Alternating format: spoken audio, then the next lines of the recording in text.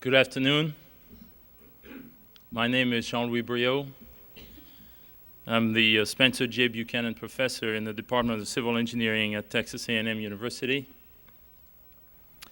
And this year we are circulating the guest book, which avoids having a long lineup at the entrance here. So please sign it as it goes through the ranks. Also, please put your address. Next year we will use that list to send you the announcement. I've asked Dr. Niedzwiecki, the interim head of our department, to say a few words of welcome. Niedzwiecki, that's N-I-E-D-Z-W-E-C-K-I. Wow. And I thought Brio was bad. What saves him actually is that his first name is John. Dr. Niedzwiecki came to Texas A&M University in 1978. His research contribution deals with large offshore platforms. He progressed to the rank and he's now our department head. John? Thank you, Jean-Louis. Welcome. I was reminiscing a little bit on the way over here about when Jean-Louis and I came. We came at the same time. And you'll notice that both of our accents have improved over the last 20 years. I thought that one of the things that I'd like to share with you is perhaps a number of you of our alumni have been our supporters. We're very grateful for that. But a little bit about the department and how it's grown, and to try to give you an idea of where we are. We now have about 800 undergraduate students in the Department of Civil Engineering. We have 300 plus graduate students, so we're pretty hefty there. We have 56 faculty currently who are teaching at Texas A&M in the Department of Civil Engineering. We have 7 searches underway for faculty. So that about covers 1 in each of the specialty areas at this point, and there is 1 in the geotechnical area. We also have 1 chair, which is not filled at this point, which is the Sneed chair, and that search is underway. That's in the area of transportation. As far as endowed positions go, to give you an idea of how generous the alumni have been, we hold in the Department of Civil Engineering 6 endowed chairs and 7 endowed professorships. And if I was to distribute them, they're fairly equal over each of the divisions. We have 3 divisions in civil engineering. Let me talk a little bit about our budgeting and our finances. One of the things that's really interesting is that I think is coming as a faculty member, there are facts I wanted to know and facts I didn't want to know. But one of the things that I've seen is that as far as endowments for our undergraduates, they've been growing at quite a rate. We now have 39 endowed fellowships. And of that, we're able to give 76 awards each year. That's pretty significant. Our endowment for the undergraduate program is $1.2 million and growing. We're not doing so well on the graduate side. On the graduate side, we have about $300,000, which is endowed money, so that means we spend it, we get it back the next year. We award things off the interest. We have about 18 awards that we give annually. Now that doesn't include the assistantships and all the other things, just to kind of give you orders of magnitude. Our academic budget is roughly $5 million, a little bit more than $5 million. Our research budget over the last 5 years has grown to the point where we now have a research budget or committed research projects of $23 million. The department is worth, at this point, $28 million. He wants a raise. I'm not sure where else. It's a fairly large operation. As far as our current activities, we have a number of things that are underway. Those of you that can connect to us over the net will find that we're changing our homepage, that we now have a new item under there, which is Department Head's Bulletin Board. There's 2 parts to it, some general announcements, things that are going on with our advisory committee. All of that information is made public. But there's another section which we're working on right now, which is just private to the faculty and to speed up our communications. There's so many documents that come through, and we need to get feedback. So we're working on that. We're also working on something very critical to the future of the department, and that is the strategic vision of the department. And that vision requires that we're meeting with each one of the specialty areas. We're talking about where people would like to be in the next 5 years, what are the long-range goals, how do we improve what we're doing. And that also involves input from industry.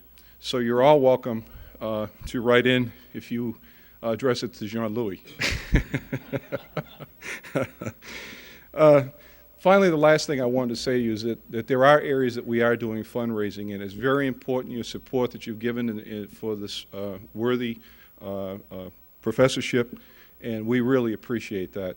We, unfortunately, we have to go out. We're trying to endow the department so we have a little bit more flexibility in how we provide funds for the students and for some of the faculty. But your support, again, thank you very much. Jean-Louis, good luck. Thank you. Now it is my pleasure to introduce Professor Koerner. There are some very bright people who work on topics of limited interest. That usually does not lead to a great career. Then there are some not so bright people who work on hot topics. That also does not usually lead to a great career. But every so often, you see a very bright person who works on a very hot topic, and that leads to a brilliant career. This is the case of Professor Koerner and geosynthetics. Robert M. Koerner is the H.L. Bowman Professor in the Department of Civil Engineering at Drexel University and the Director of the Geosynthetic Research Institute. He received his bachelor's degree in 1956 and then gathered some construction and design experience for several years. He finished his master's in 1963 from Columbia University and received his PhD degree from Duke University in 1968. At that time, he accepted a position with Drexel University and has been there ever since, accumulating a very impressive record over the last 29 years. The numbers are staggering. Listen to this. Managed $18 million worth of research, authored 7 books, co-authored and edited 17 others, wrote 415 articles, 130 of which are in refereed journals. The number goes on and on with presentations and service in many committees. So then you're tempted to say, well, he's just in the mass production business. Wrong, because when you check the awards, you find a continuous stream of recognition by ASCE, ASTM, ASEE, IGS, ISSMGE. It is a very impressive record indeed. His latest recognition is to have been asked to deliver the 1996 Terzaghi Lecture, which, by the way, he has omitted to list in his resume. Most impressive may be the fact that amongst all his dizzying work schedule, he has found the energy and the kindness to accept our invitation.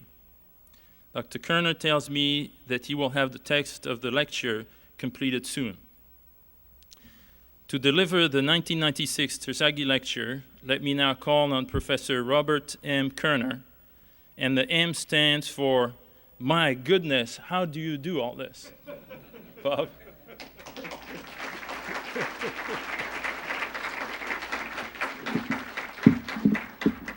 Thank you very much. Your introduction was magnificent and very much appreciated, Professor Briot.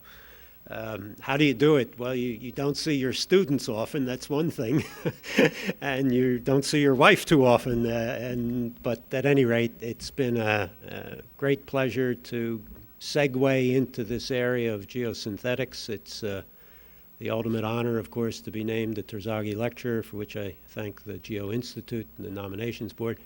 It's a pleasure to be here at Texas A&M and a pleasure to precede Professor Lambe. I look forward to his remarks. Let me go right into the remarks that I have. They're in 3 parts. The first part has to do with a not so early project of Terzaghi himself, And here you will see that this great man really preceded people like myself in the use of plastic materials in a very innovative way. The second part of my presentation has to do with the most frequently asked question about geosynthetics, and that's how long will they last? I get that question forever. And I hope I can put it to bed here in Texas. The third part is sort of a vision thing, a two-screen presentation showing from some very mundane projects using geosynthetic materials to some massive ones, and I hope you're interested in that. So 3 parts.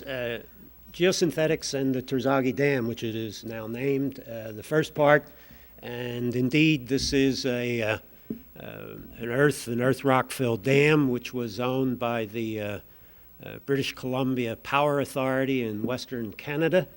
It was called Carpenter Lake in the beginning, and then it went to Mission Dam and ultimately renamed Terzaghi Dam.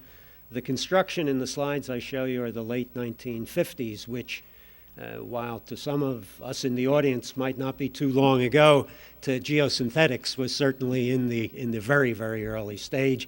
And let's see what Terzaghi had to do. This is the dam. As you see here, it was questioned as far as its stability. Terzaghi was asked to come on the project and to make the design and recommendations for it. One of the things that he did, of course, is a big downstream buttress against it for the stability reasons, and that's the geotechnical aspect. But there were a number of other aspects as well. For instance, there was a clay layer that was placed upstream, and Terzaghi was worried about the desiccation of that clay layer, and thus he put a thin membrane material, which certainly we still have these same concerns with clay liners in environmental applications. So perhaps the earliest use of that. And then he seemed to like that so much that he decided to use a heavier geomembrane in direct contact with the clay in what we would now form a composite liner. So here again you can see much in advance to the work, incidentally, that was originally done here at Texas A&M by Anderson and Brown in composite liners in the 1980s. Well, Terzaghi was doing something like that in the late 1950s. This is the membrane he used. They were in small panels at the time. The manufacturing was nowhere near what it is today. The seams were wedge seams, which certainly is the state-of-the-art type seams that we're still using today. The connections were made with prefabricated materials around penetrations. This one here for instrumentation of the dam. And then the second part of his innovation had to do with the use of textiles. And the problem that you see depicted in this slide is a steel sheet pile wall to be framed into the rock abutments on each side of the dam. And that juncture, of course, is a very unsavory one.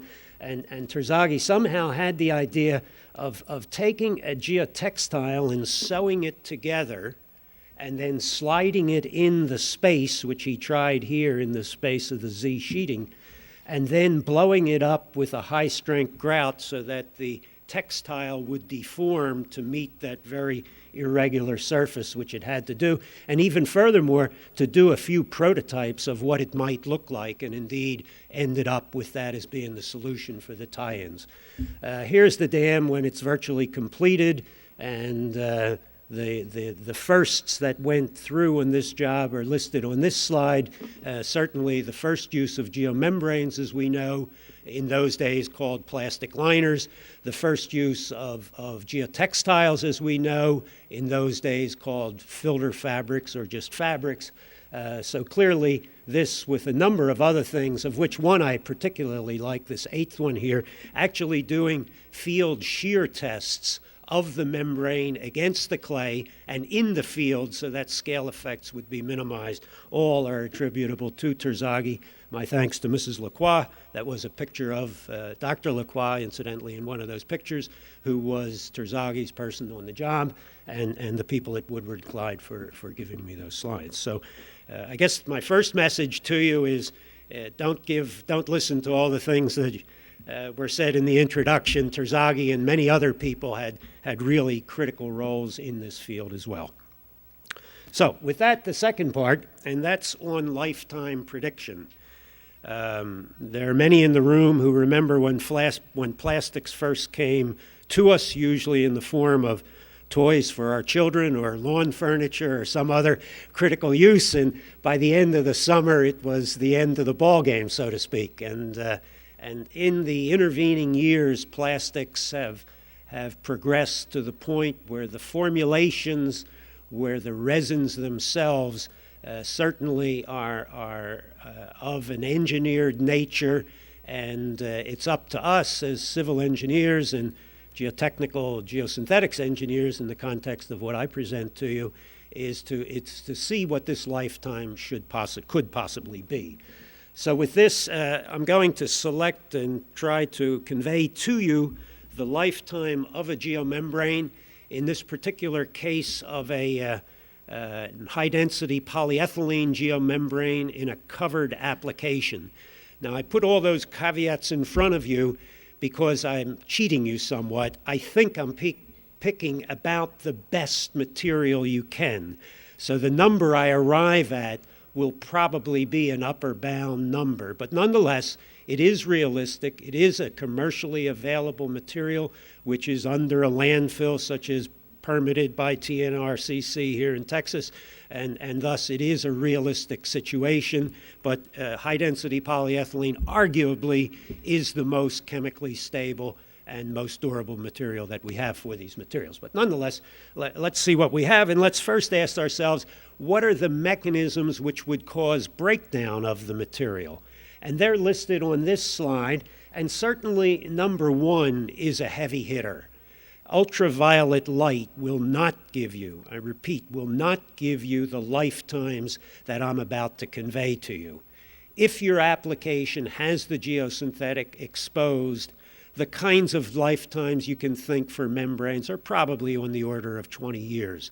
Certainly much shorter than when they're buried, when you're away from the ultraviolet exposure, when you're away from the high temperatures that go along with the ultraviolet exposure. The simulation that's done, and it's done somewhat routinely in the chemical industry, is to model the application the best you can insofar as stresses and conditions like that, model the environment the best you can, then incubate at several elevated temperatures so that whatever mechanisms are ongoing will be exacerbated by these phenomena. Find out that data and then extrapolate the performance down to the site-specific temperature. So basically, that's what this slide says. The technique in general is called Arrhenius modeling. I have no idea who Mr. Arrhenius was, but sounds like somebody from the old days. At any rate, what we're doing here is trying to model a geomembrane under a landfill, that landfill about 50 meters high, about 150 feet high. We do that modeling by having a compressive load on it. We're modeling oxidation beneath the liner as though there is some exposure beneath it, such as in a double-lined landfill. We also have on it 30 centimeters of leachate from a local municipal solid waste landfill. This is the typical regulated height of leachate above it. So we're simulating hydrolysis and chemical reaction above, oxidation from below, and stresses as a landfill would feel in the field. We're taking these samples out periodically, and we're evaluating them for their change in properties. We have a number of these units. Those in the foreground are incubated at 85 degrees Celsius, the next row at 75, the next row at 65, and the last row at 55 degrees C. We hope to find the performance at these high temperatures and then ratchet that down to the site-specific temperature. Now, before I get into the number crunching, I have to talk to you about the phases of degradation. Within all of these formulations, there's an antioxidant. There's a vitamin, if you will. Vitamins are our body's antioxidants, okay?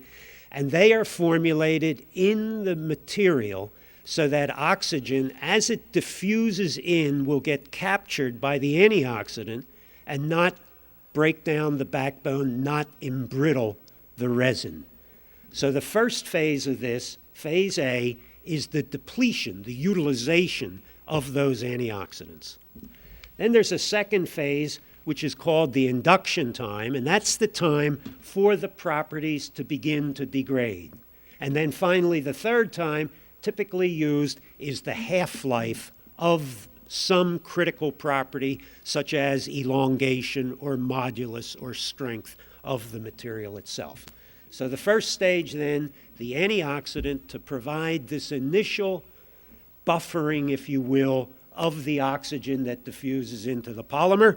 And the test for this is an ASTM test. It's called an oxidative induction time. It can be done in two different ways. They're quite subtle, but you measure the time it takes for the oxygen to be consumed in this particular test.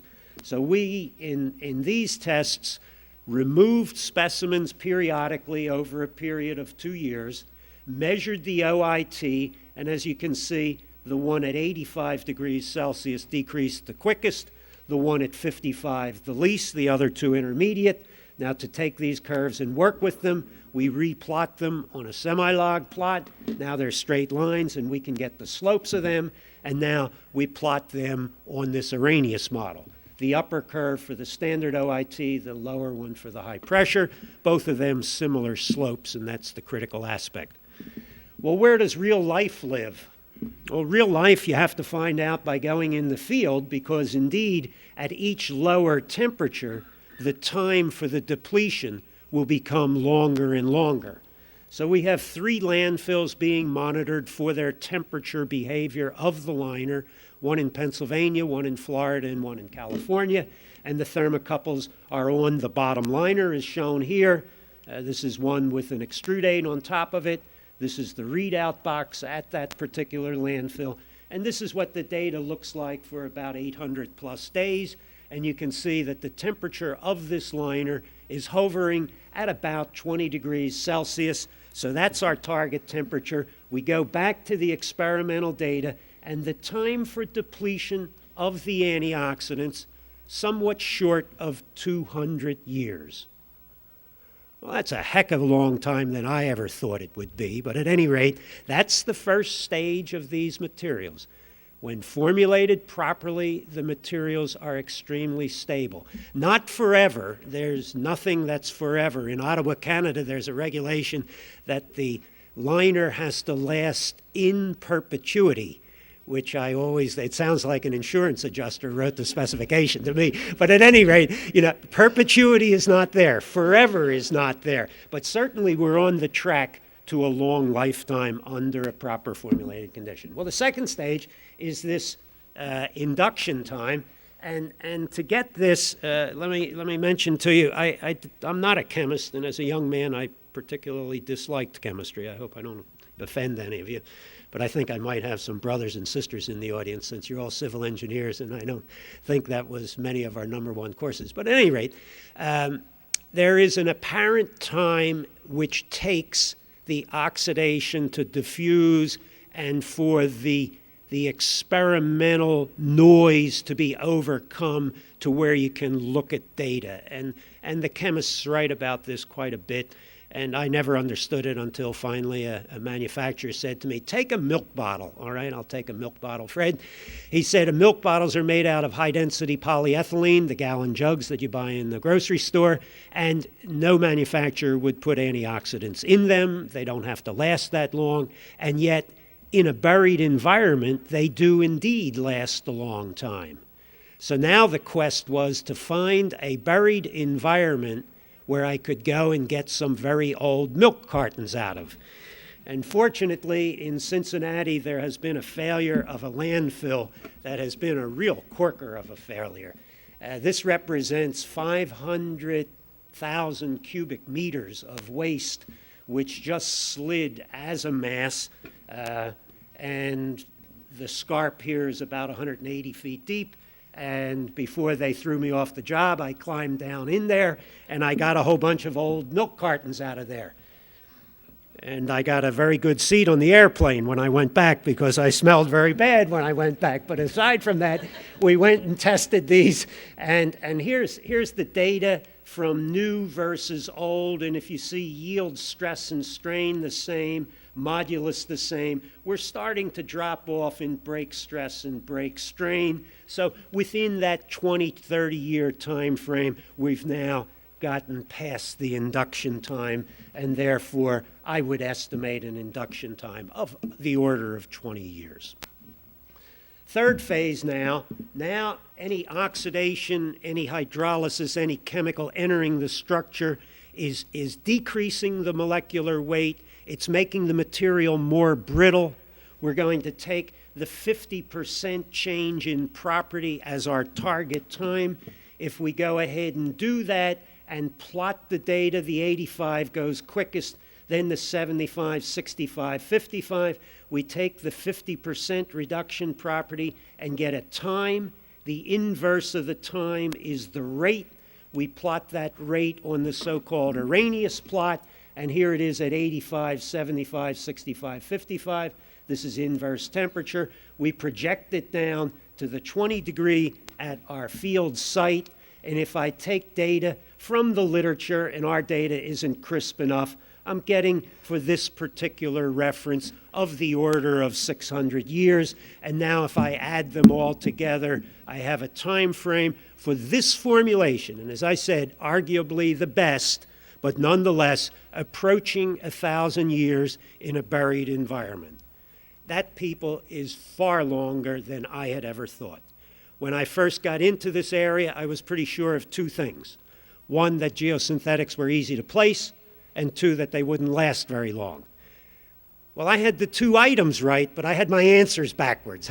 They're lasting a lot longer than I had ever dreamed, but they also are very sensitive to the nuances of placement. And I think when we have problems with geosynthetics, very often they're problems in the placement of these materials. My colleague, Dr. Grace Schwann, who is my link to chemistry, which I needed all these years, has done wonderful. NSF and the EPA have made the funding for this. So, first point, Terzaghi seemed to have liked it. I don't know if he did or didn't. We have to ask Professor Lambe if he did. But nonetheless, and the second thing, that they're going to last within the context of the lifetime of other engineering materials. I think that's the point I'd like to leave with you. Nothing lasts forever. Geosynthetics won't, but neither will concrete or steel or the other materials, the construction materials we generally deal with.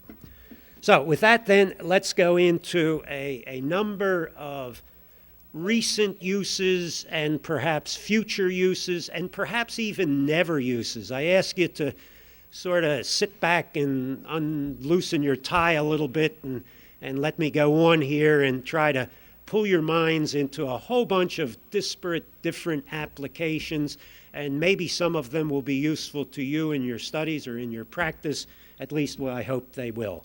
I've put them in 5 groups, as you see on this slide, and let's go into the transportation section and first look at the ubiquitous potholes.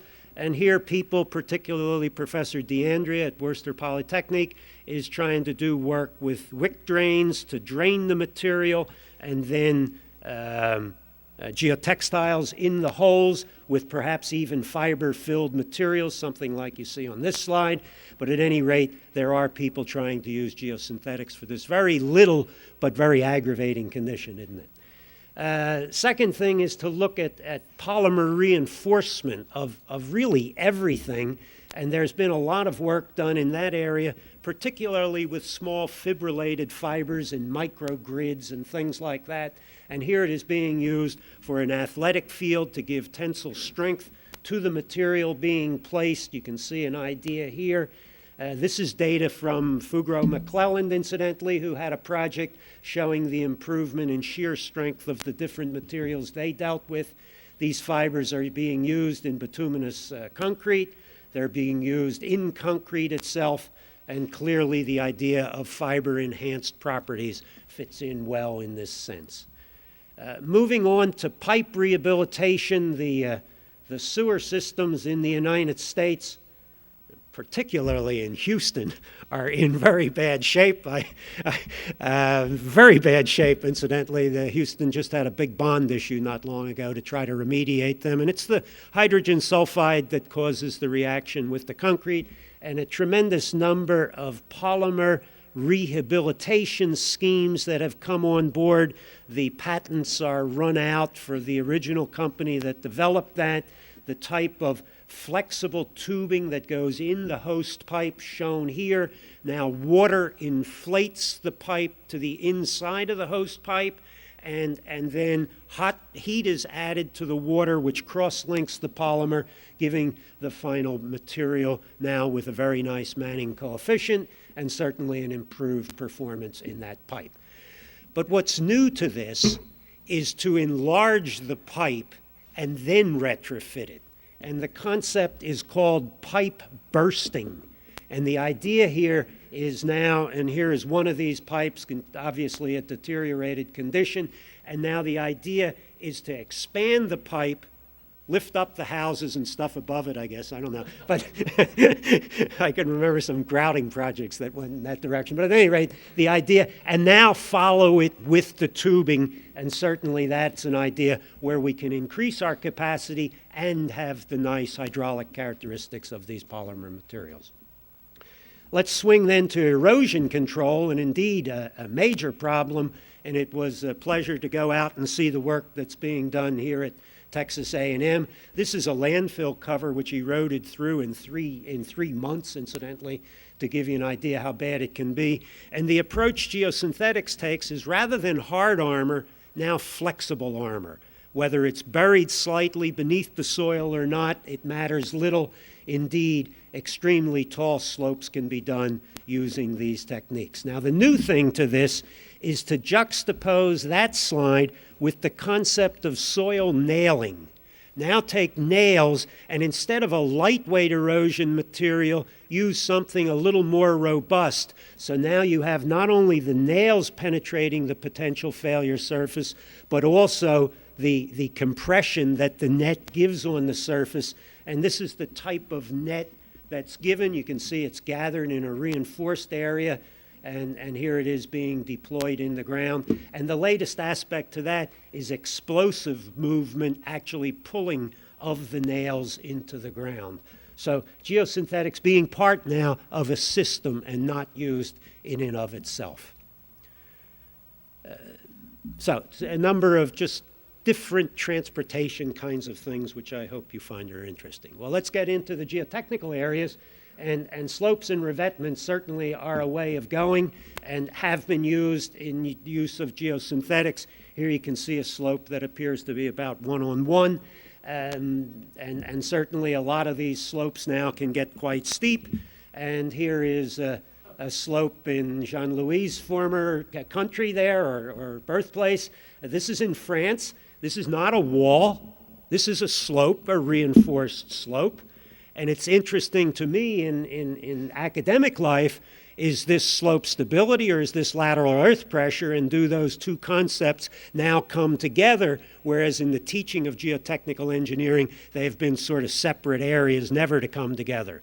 But with geosynthetics, we can make that puppy 90 degrees if we'd wanted to. There's no problem at all in doing that. Walls, bulkheads, and block systems certainly are taking things greatly. Here is an articulated concrete panel wall. Texas DOT favors these walls, and heretofore they have been generally reinforced by metallic reinforcement, by steel reinforcement, but more often now they're being reinforced by geosynthetics. And here you can see a grid structure here, and the grid structure is obvious. It's holding back the panel.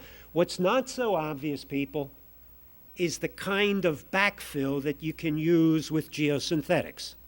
I submit to you the low cost of polymer reinforcement walls has nothing to do with the panel or the reinforcement, but it has everything to do with the backfill soil. All we need as a backfill soil is a soil that doesn't have a high plasticity index and won't creep in and of itself. Therefore, sand backfills are certainly fine, even silty sand backfills, of which there's plenty around this part of the country, okay? Just enough to dissipate the hydrostatic pressure so that you're not building up hydrostatic pressures in it, but as far as large drainage stones to avoid corrosion, That's certainly not called for, and I submit to you it's not even wanted. Large stone will cause installation damage to the grids. We don't want that. So a fine-grained, non-cohesive material is ideal for the backfill of these walls, and it plays heavily into the low cost of them. But the real darling of this industry now is modular block walls. The landscape architects, the people who want pretty walls certainly can have anything their hearts desire with walls like this. And now you can see the size of the walls, the largest one being 62 feet, which makes my little bony heart quiver a little bit. But at any rate, they're getting up there right large at this point in time. They can be reinforced with geotextiles as well as geogrids. So don't think, you designers, that it has to be a grid system. A geotextile might be the more economical way, not always.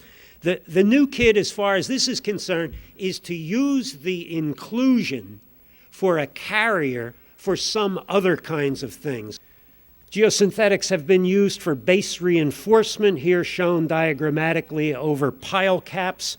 Shown here another sketch which Professor Kinney up at Alaska uses for thermokarst areas where ice wedges form in the roads. Perhaps a major use here that TNRCC is groping with now, I understand, is to build a new landfill on an old one, but recognize that the old one might give rise to differential settlement, and therefore a support system is needed underneath it. And that support system can certainly be filled by a geogrid, as shown here, where the liner system for the new landfill goes on top of it. Interestingly, the design model for this has been taken directly from Terzagh's tunneling in soft ground concept, where the exact same model is used, but now propagating up not through soil, but through garbage, which Terzaghi probably rolls over in his grave when he hears things like that, but nevertheless. Now, if you need more wallop, you can make other types of mat foundations, and these mat foundations are made by standing the grids up on their sides and putting a rod through them, forming a three-dimensional structure, and then backfilling that structure with gravel. And this is in southern Germany over a very wet mine area where a landfill is to be placed on top of it. So you now have a rather large foundation in that regard. Yeah, let's go now, and all these were buried. Now I'm going to come out in the sunlight, so don't think of that hundreds of years model I gave you, but certainly now the quest is perhaps 20 years, and we're in Italy now with a bunch of thin concrete dams in the northern Alps, in the northern part of Italy, and these were all built in the 1930s. And if you take 30 to 97, you're talking about 60, 70 years, and certainly the concrete begins to deteriorate. And here you can see the concrete, and now you can see the geomembrane being placed. The geomembrane is a 2 meter wide, and there's bolted connections, and the membrane goes up, and then a stainless steel batten strip goes up against it. Here you can see the dam in the completed state. Here now another dam which has a very convoluted shape to it is being retrofitted in this manner. Here is an old block dam in which not only was a membrane put on it, but a geonet was put on it first. Here's the stainless steel batten strip I spoke of before, and now the membrane goes underneath that, and so this is the completed structure for that particular dam. The latest aspect to this is to place the membrane when the reservoir is full. And there is a dam in California right now which is doing this work in connection with the Corps of Engineers. And so now the retrofitting of these dams, while the reservoir is partially filled, it's lowered to the point where it can be, is certainly being explored in that particular project. Let me go to earth and earth rock dams. On your right-hand side is the placement of a geomembrane on the upstream face of a dam. You can see it in this slide here. Here is the existing dam. It's a retrofit. There will be, in fact, there will be a very thick geotextile as a cushioning material, and then rock riprap placed against the face of the dam. But also in retrofitted situations where now a trench is slurry supported and placed through the embankment and perhaps into the foundation as shown here. Here is the membrane. The slurry will be displaced in the traditional way, and the Swiss are actually going deeper with insertion plates as cut-off walls using this same kind of concept. These are basically a tongue and groove edge strip which connects one panel to the next. Also in these Italian dams, the water comes out of the dam section itself, and it comes down in concrete canals, and you can see one of these canals in this picture. And here's one that's being retrofitted. And here's one that I witnessed, and this is 17-year-old membrane. It still has flexibility and ductility, so certainly the 20-year time seems to be doable in that context. And the latest on this is to try to line these canals while they're live. And here we're back in the States, the Bureau of Reclamation now. This is in Southern California in a dam in a canal called the Coachella Canal. And Brown and Root was the contractor, a big gantry spanning both sides of the canal and a trimming auger. And this is followed directly by, again, a truss over the canal where a geomembrane is placed first, and then a needle punch nonwoven textile, and now concrete. And this is high early strength concrete, which is being placed in a slip form method. And certainly this type of concept can be built. Here you can see the completed half section, complete with animal ladders for animals who get trapped in there or want to get in to get water and to get out of it. And so this idea certainly can be used as well. New canals with complete tubes obviously can be there. Here now is tunnels which are being waterproofed. This is basically a conventional method now. The Los Angeles subway is being done in this exact manner. The excavation is made, a shotcrete is placed, a thick geotextile, which is shown here, a geomembrane now placed, and the geomembrane will be welded to this oversized washer, and then the permanent liner will be made from there. And this is a permanent liner that's in place, a geomembrane that's in place. Here's another one for another tunnel. Environmental areas, a number of them have used geosynthetics. Perhaps the one area is the plumbing of a landfill, which has to do with reintroducing leachate back into the landfill and extracting the methane from the landfill is shown here. Plastic pipe are in a growth curve that's just awesome to look at.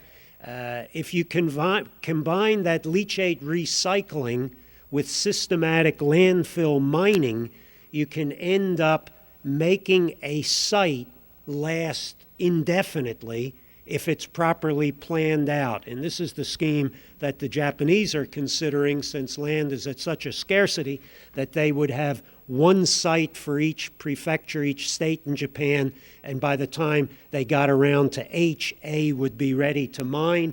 In the state you'd see here, they could explore the liner system, and they could continue with this ad infinitum. Slip joints in areas of seismicity are certainly important, and again, joints that can handle the deformation both vertically and laterally are being made with all kinds of geosynthetic materials. Seismic isolation, where the actual pipes that take the leachate out are now being cut halfway through in the form of a shear key, so that if an incident occurs at a site, it will break at an area which can be retrofitted very quickly. The use, lastly, of a landfill, perhaps for some positive reason, such as sport fields and jogging tracks, are doable because there's a geomembrane in the cover and the nasty pungent odor of hydrogen sulfide is gone, and for that reason we can do a number of things, and people are trying to do artworks out of these. This is a landfill in North Jersey which has a number of interesting features to it, not all good I might mention, But at any rate, we don't like heavy concentrated loads and lakes on top of them. But aside from that, this was the one which tickled my fancy the most. And this apparently is the migratory bird flight of Canadian geese to Florida and back again, to which I think is a leap of faith, but nonetheless it looks interesting and provocative. So the landfill themselves needn't just be a pile of waste. And yet there are plenty of piles of wastes around, and certainly the use of vertical walls, as shown in this slide, is important in that regard. And we can put geomembranes in, not only single geomembranes, but here an example of a double geomembrane with leak detection in between it.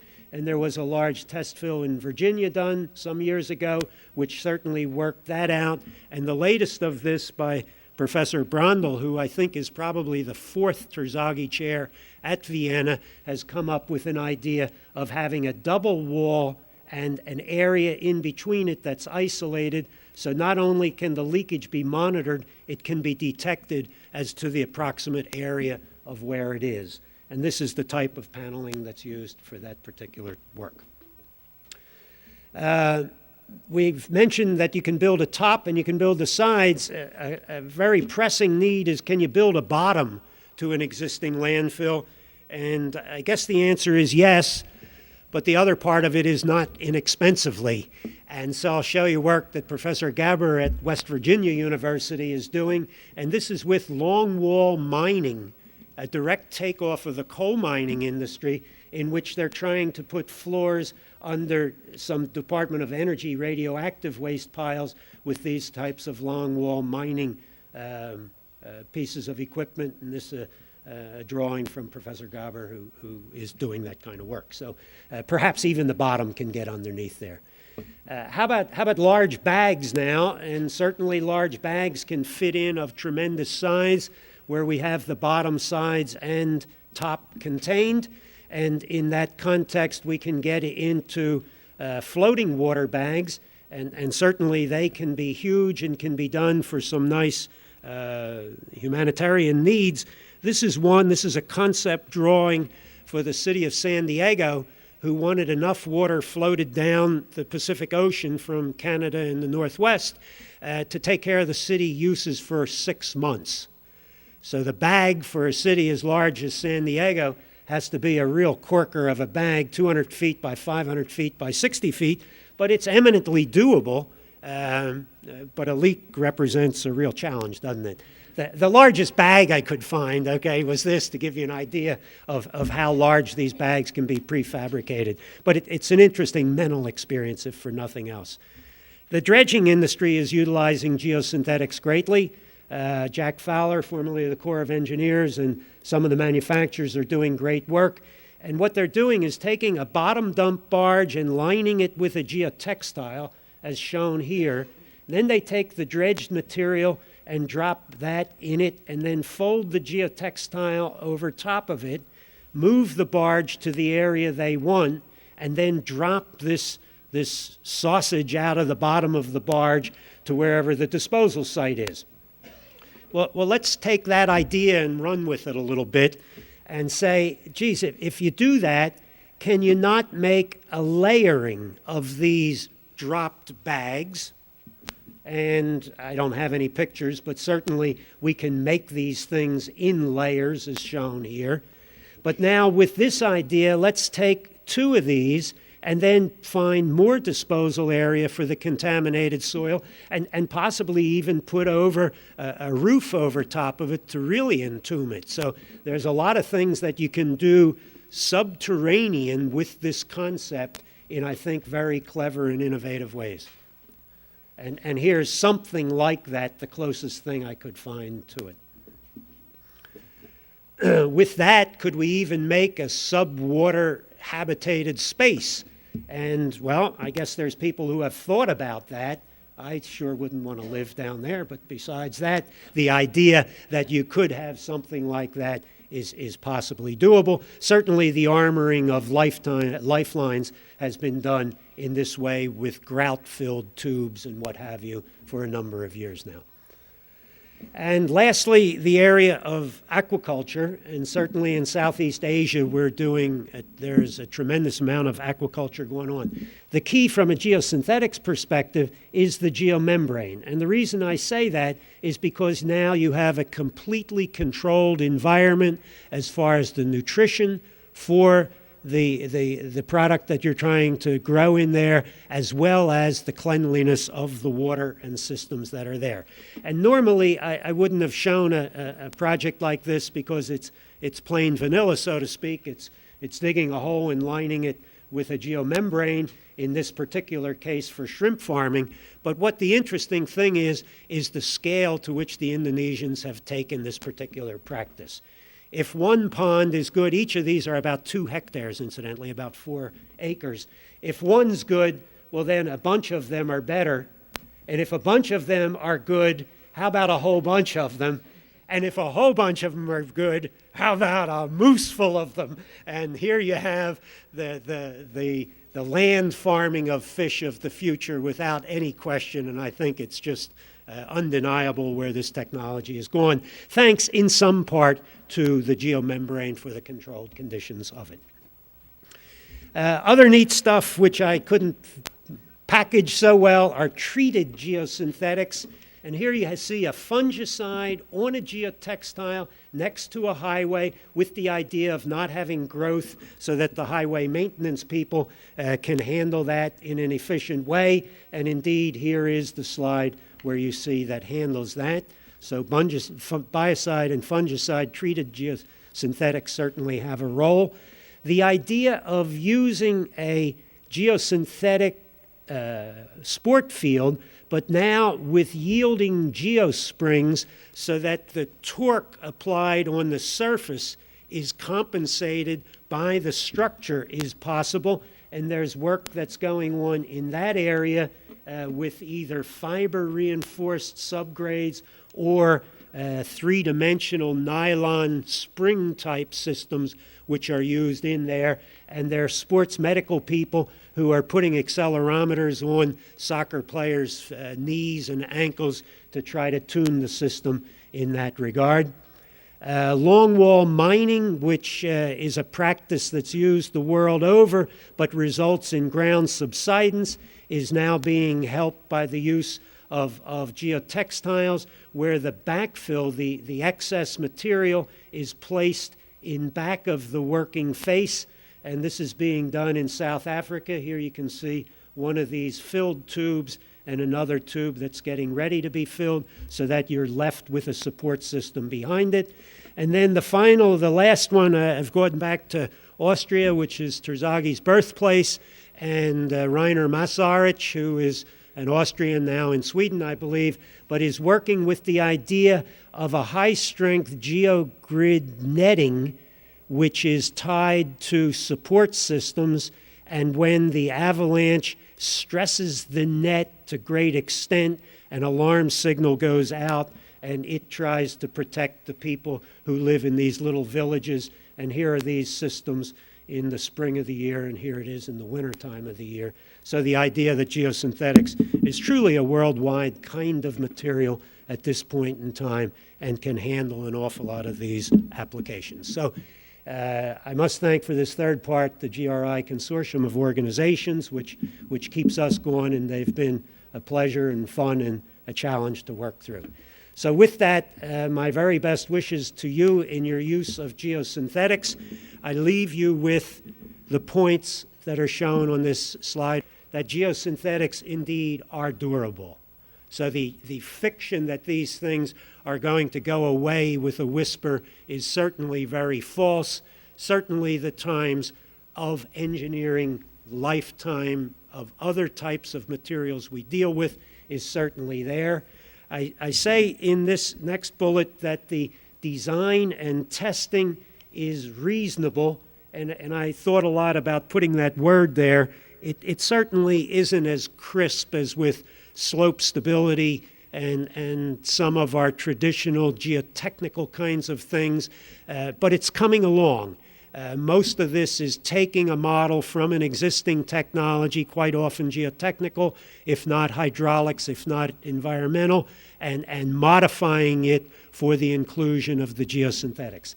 The testing aspect, lagging behind the index testing, the properties of the material good, but what you engineers want is the performance testing, the soil geosynthetic kinds of things, and that's the part that's lagging behind here. Indeed, more remains to be done and is being done at a number of universities around and DOTs and EPA agencies as well, but nonetheless, it's progressing nicely, I think. And I think we've kind of left our contracting friends behind, and certainly we have to pay more cognizance to the placement of these very thin materials and very sensitive materials in the field. With that, I think we have another tool in our civil/geotechnical toolbox to try to solve a number of problems, and I hope I've shown some of them to you today.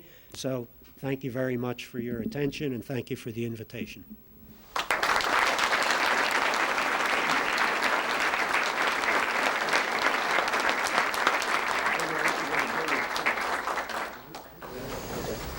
Any questions? Yes, sir. In looking at the degradation rates, did you look at biologically mediated degradation in addition to that? John asked the question about biological degradation. I've talked to a number of microbiologists. I guess after chemistry, biology was the subject I liked the least as a young man. And what do? You get smart. You ask some other smart person who knows that. And our biology department at our university, in particular, I remember inviting a Professor Alexandria, who's very well known at Cornell, to give a talk on the subject. And he said, and I think I can quote him pretty well, that really there's no sense in me coming because the molecular weight of the polymers you're using is so large that microorganisms can't get to it. Microorganisms have to get at the chain endings in order to start consuming the material. And that's not in the cards. Now, maybe after this long-term time period, when the molecular weight gets smaller, there might be something that comes along. But for the polymers we're using now, biological degradation is not apparently a factor. Two aspects to that. If an animal wants to dig through it, it will recognize that. If you trap a muskrat or something like that, or bears in landfills have been notorious problems. Bears are great scavengers, and when they get to a geomembrane, they'll tear it up. So higher forms of biological life, yes. Seriously. The other thing is with biological matter, one of the most vexing problems in geotextile filters is not biological degradation, but biological clogging. So that organic matter on a geotextile will build up a cake and can form excessive clogging. And that's a real problem with filtration of agricultural fields, with filtration of leachates, which have a lot of microorganisms. So we're very concerned about biological clogging, but not so much about biological degradation. On your modular block retaining walls, you mentioned earlier you don't recommend using a coarse aggregate. Yeah. At what size? At any size? Okay. The question has to do with these geosynthetic reinforced walls, and I tried to plant the seed that the cost of the wall is, in some cases, not all cases obviously, but I think I can say in many cases, is driven by backfill costs. If you have to remove the site soil and import soil for the backfill, the unit price per square foot or per square meter of the face of the wall will go up quite a bit. And with metallic reinforcement, you must have coarse material, typically AASHTO 27 or even AASHTO number 3 stone, in order to stay away from corrosion. While geosynthetics are not sensitive to corrosion, their Achilles heel is creep and installation damage. And so this same stone, which would work very well for steel reinforcement, is clearly not the material to use for geotextiles or geogrids. Having said that, we come down in particle size to where? And that's where the questioner, I think, went to. Certainly a sand, permeabilities in the range of 0.1 centimeter per second would probably be a material that would suffice in most areas, except very high rainfall areas. And there you might want to go a little larger than that. But I would think that sands and even silty sands would be ideal materials for backfilling geosynthetic retaining walls. SWs, SPs, those kinds of soils in that classification range. Where the research is going in these walls is to come down still further in the grain size distributions to silts and silty clays, MLs and CLs. And that gives me a certain amount of angst to come down that low. That will give you a real cheap wall, but maybe a moving wall, which you don't particularly want. So you have to be careful. That's where the research is being done now on the very low permeability soils. But I'd say right now to say in the sand range, even silty sands, very appropriate for these materials. If you need extra drainage, you can always put in wick drains or a strip drain in the backfill to get the moisture to move out quicker, things like that. There are other ways of getting at it, though. You may get a lot of deformation, but have you ever seen such a wall actually fail? The walls that we've seen fail have been failed by details, by edge details or footing details or insufficient embedment of the geosynthetic into the wall itself. We have not seen that. We have, as Jean-Louis mentions, seen out of alignment. And if you put your eye right down the wall, not so much on the modular block walls because they're so discretized, but the articulated panel walls, which are a rather large panel, you can see when they go kittywampus on you. And certainly that's a condition. I think quite often, though, it's installation conditions by how taut the installer had the geogrid in the back and things like that. We still have stuff to learn on the installation. Clearly that's the case.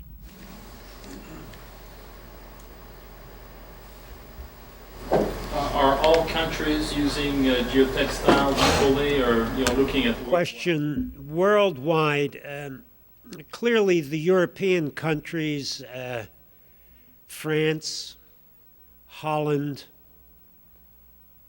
Germany, Austria have a good background, particularly in the transportation geotechnical side of what I've presented to you.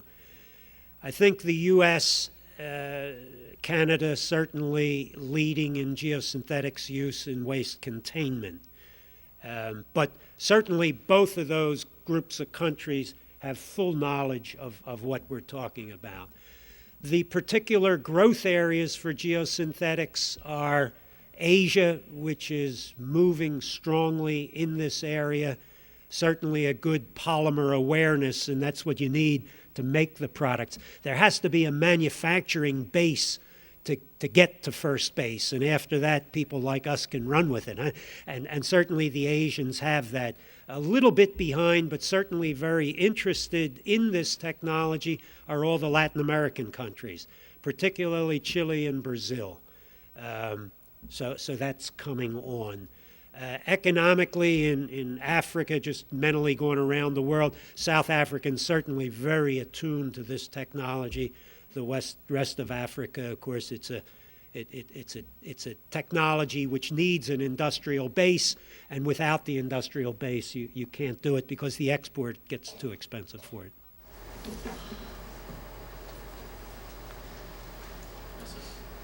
Embankments constructed of high plasticity clays along Texas highways have been experiencing a lot of slides. Yeah.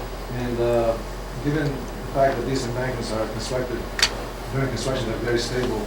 I'd like to hear what you have to say about feasibility of using geotextiles for some of the called long-term. Question on high plasticity clays in cutting slopes where the slope is initially stable and it begins to deform over time.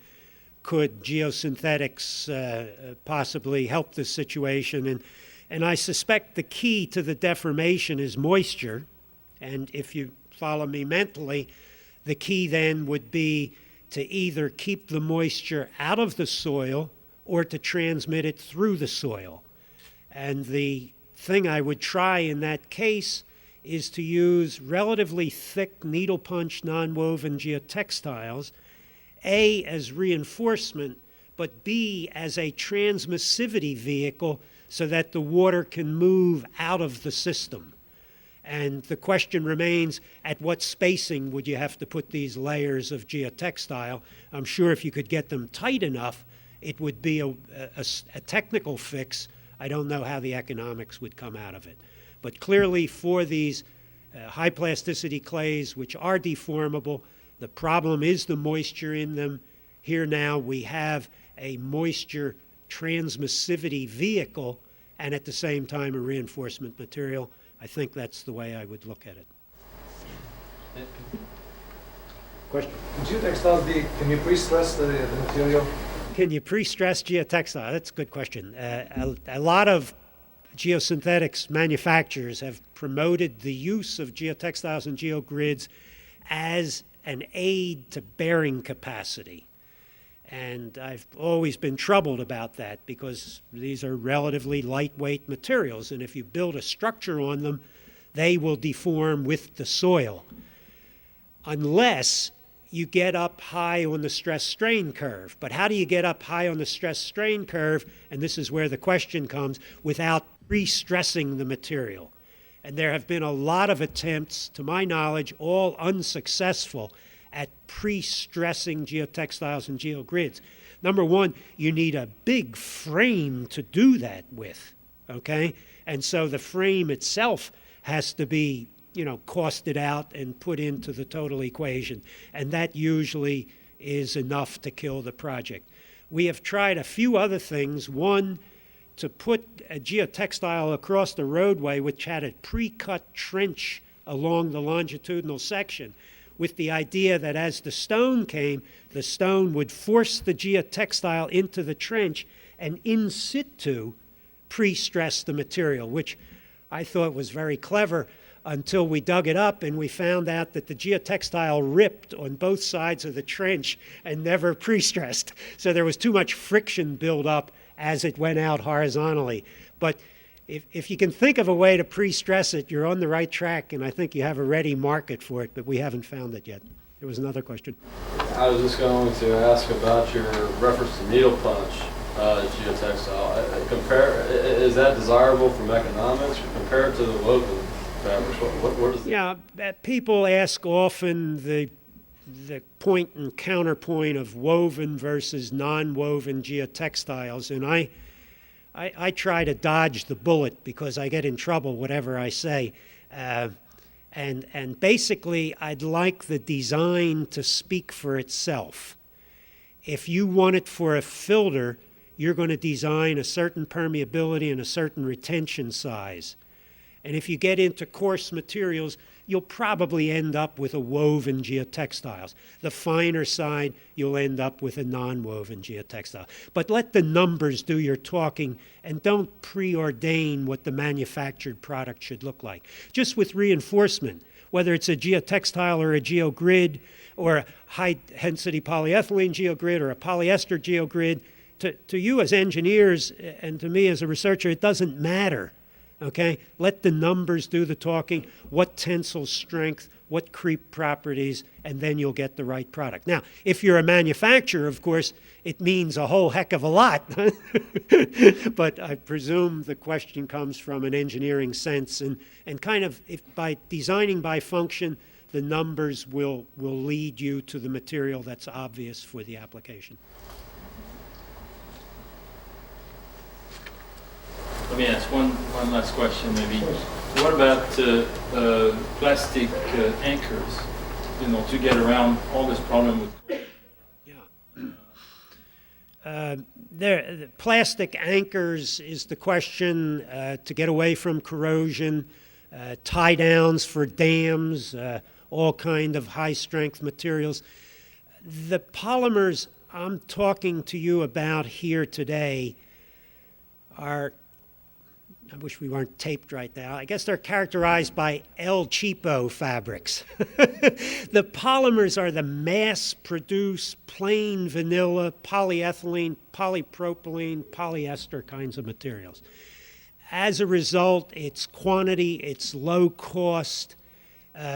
Your question segues into high-performance materials, and there I think we would go to a materials department with high-strength, fiber-reinforced epoxy materials, stuff which doesn't cost 40 cents a pound but cost $400 a pound, and I think there's plenty there. We're not there, Jean-Louis. We're in the mass-produced kind of market, but I think there's plenty of room for growth, especially from a student perspective in high-tech materials, whereas to a polymer chemist, these polymers are really not there. They've been around a while. We know a lot about them, and we're using them in these applications in great quantity, and hopefully for a noble and profitable use for the owner.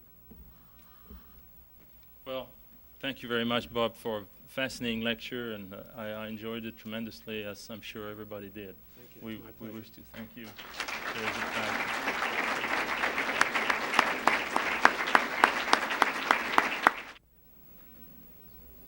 I had the very distinct honor of introducing the first Buchanan Lecture, Dr. Ralph Peck, and now the fifth Buchanan Lecture, Dr. T. William Lambe. Dr. Brio, I think, definitely recognizes that gray hair can introduce gray hair. Bill Lambe was at MIT for so many years and so associated with MIT that I think probably many of us thought that he was a native of Cambridge, Massachusetts. I found out that that was not the case, that he was born in Raleigh, North Carolina, and he got his Bachelor of Science degree at North Carolina State University before he went to MIT, where he then got his Master's and Doctor of Science degrees. Now I'm going to go on about a few things about Bill. He told me at lunchtime, keep it short, remember you're cutting into my time. But there are a few things that I think it's appropriate to say about him. He came to MIT in the 1940s at a time that was very exciting from soil mechanics viewpoint. Soil mechanics was out of the swaddling clothes stage, I think. It certainly had birthed well. And it was in the early development stage. I would say maybe it was like a troubled adolescent. It was looking for leadership and looking for some theories and things like this. And Bill Lambe was one of the guys that helped contribute to the growing pains of this early soil mechanics and foundation engineering. You'll notice that I'm not calling it geotechnical engineering. That came later too. Don Taylor and Carl Terzaghi and others were very clearly present and on the scene at Cambridge, at MIT, and Harvard. And Dr. Lambe worked with both of these gentlemen. I think that must have been a real privilege. At that time, some of the really comprehensive text on soil mechanics were just being written and published. And I think that Bill proved to be a very main contributor to the growth and order of this field, both as a professor and as a consulting engineer. One of his strengths was the involvement of MIT staff and student in some of these really unique consulting jobs that he did. And it was probably a pretty good reality check for both the profs and the students involved.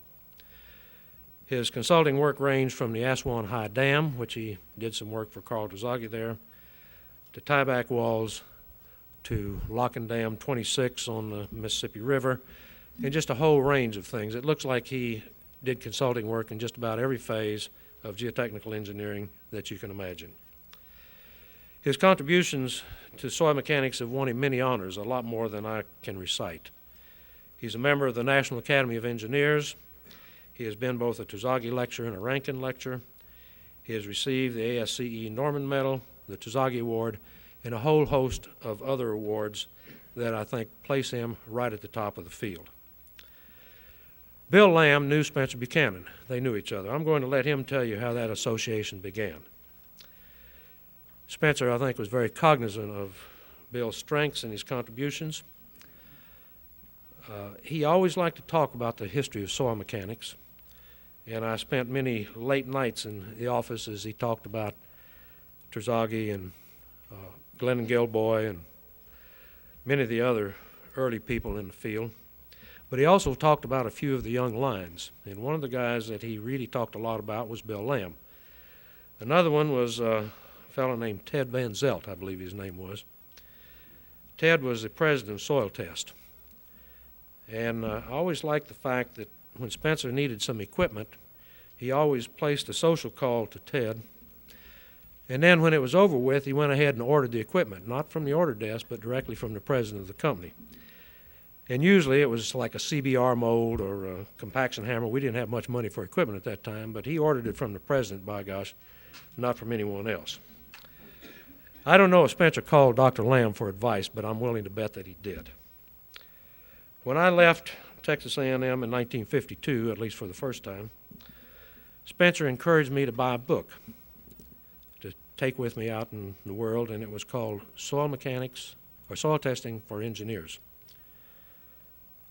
Bill has co-authored 2 books, and he wrote this one by himself.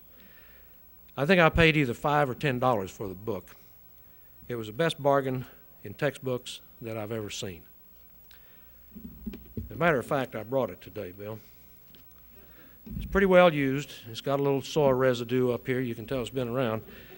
And it's not going to leave until you autograph it. One of Bill's strengths in the field, I think, was that he made very good judgments throughout his career. I'm sure that his educational background and his beginnings with some of the real leaders in the field helped that out. But he was noted for the really good judgments that he made. I only know of one really bad judgment that he made, and that's when he started raising cattle about 20 or 25 years ago. There's probably a lot in the room that would agree with me on that. I've always thought that one of the greatest oxymorons I've ever heard was cattle business. They don't go together. One of the really good judgments that Bill made was when he met and married his wife, Catherine Lambe. Catherine, would you stand up so that everyone can see the power behind the guy?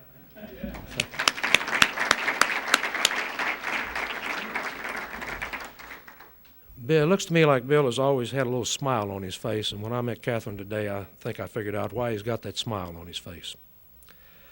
Bill's consulting work stretched around the world, and as I said, he brought it back into the classroom. I think it must have been really exciting to be a student in one of his classes. It gives me great pleasure to present to you today the 5th Buchanan Lecture, Dr. T. William Lambe. Bill?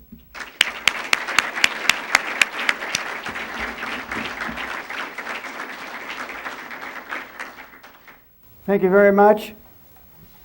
It's a pleasure for me to be here today to pay respect to Spencer J. Buchanan, and I'll tell you in a few minutes how I happen to know him.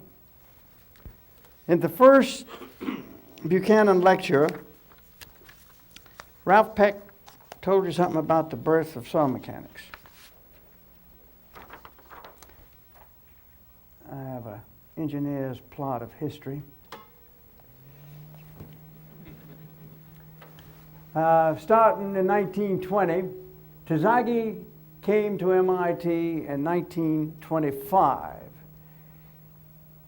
Ralph Peck said he left in 28. Somebody confirmed my knowledge that he left actually in 29. And the red line is when Spencer J. Buchanan's thesis was signed. So I inferred that Spence did his work not under Terzaghi, but under Glennon Gilboy, and somebody confirmed that today. Terzaghi went back to Europe in 1929, and he came back to MIT part-time in 55 through 59. During that period, he came a week in the fall and a week in the spring. He did two things. He gave lectures in the afternoon. His morning was devoted to evaluating me and evaluating our students, my students. I think that was a worthwhile experience. I hesitate to say it was a pleasant experience. Here shows Taylor, and another person who came to MIT and played an interesting role was Lawrence Bureau. I came as a student early in the 40s, joined the staff in 45, and left in 1981. In the summer of 1948, a group of 15 geotechnical engineers went together in a group to the Rotterdam conference. And one of the people in that group was Ted Van Zelts, that he was referred to. The Buchanans were in that group, the Lambes were in that group, the Dawsons, the Kilcallers. We got to know each other very well. We went across the ocean in a converted troop ship, the Marine Falcon, and it was pretty bad. I have a number of claims to fame. I actually asked him to let me introduce myself. I always ask that, and by golly, one place I went, somebody let me do it. I have 3 claims to fame. The first is, I ride my horse 6 days a week, and this year I reached and exceeded 4 feet. And I've got proof, 10, 13, 97. I won't show you a picture I have of Donald Cheska taking that same horse over a 6-foot jump. The horse is good, better than I. My second claim to fame is that my lovely wife that you've just met and I produced 5 children and 14 grandchildren. That sounds like a large number, and you bump into Tony Wolfskill, but Tony Wolfskill's figures are suspect. He counts neighbors, and I don't think that's cricket.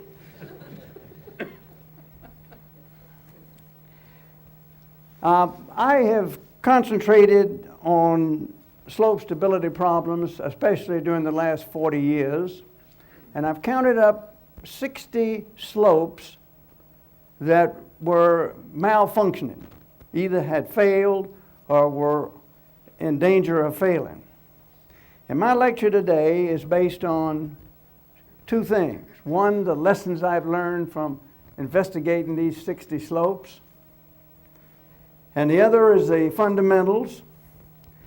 I'm going to give you the summary of my presentation now.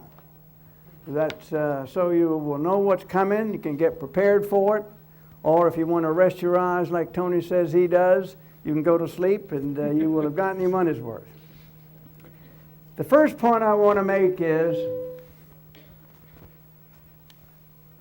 soil strength depends on the effective stress path.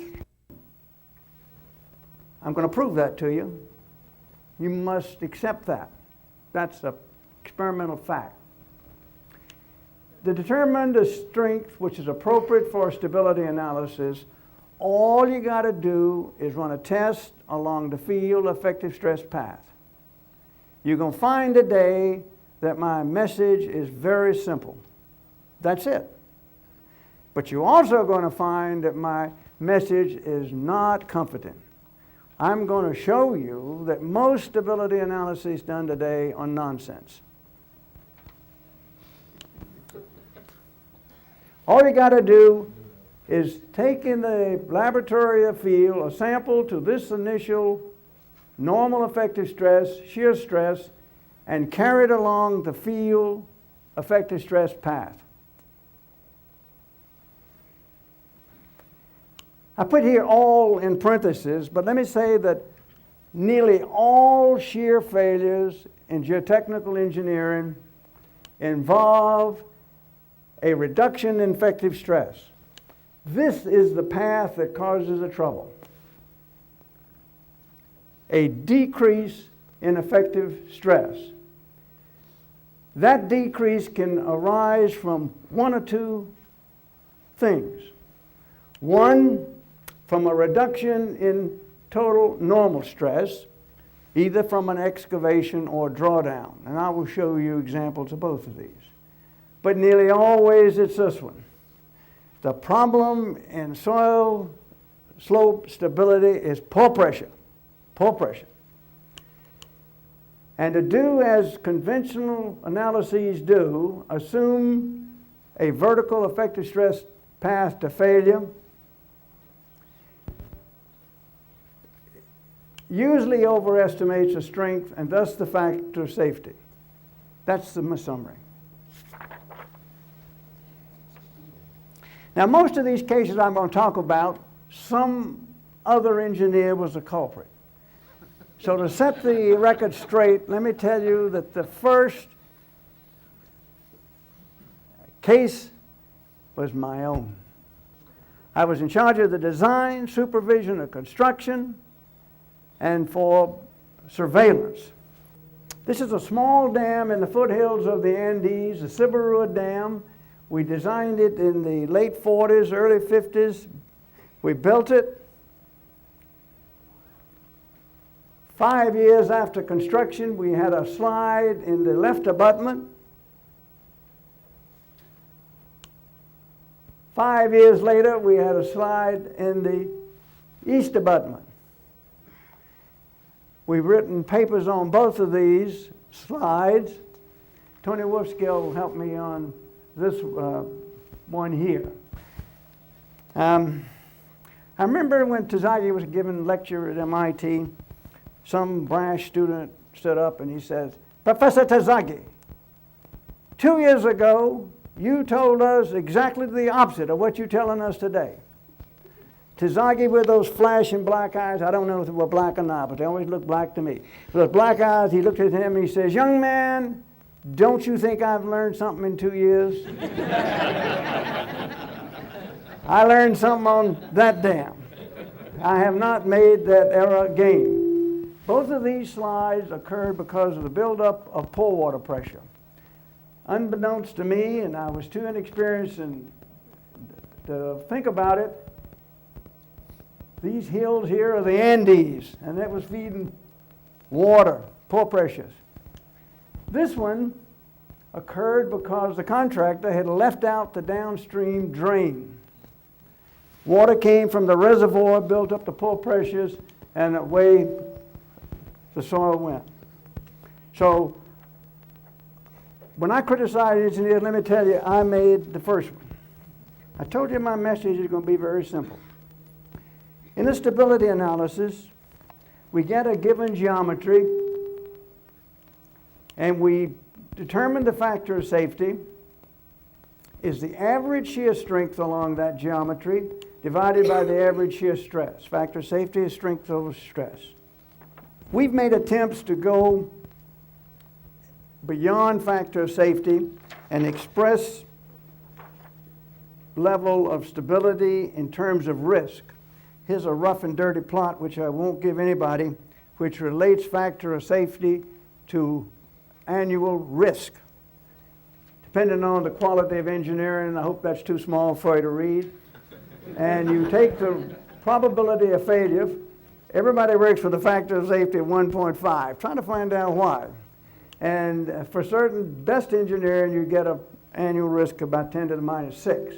So probability of failure. So you can get the risk by multiplying probability of failure by consequences. This is the way we're trying to go.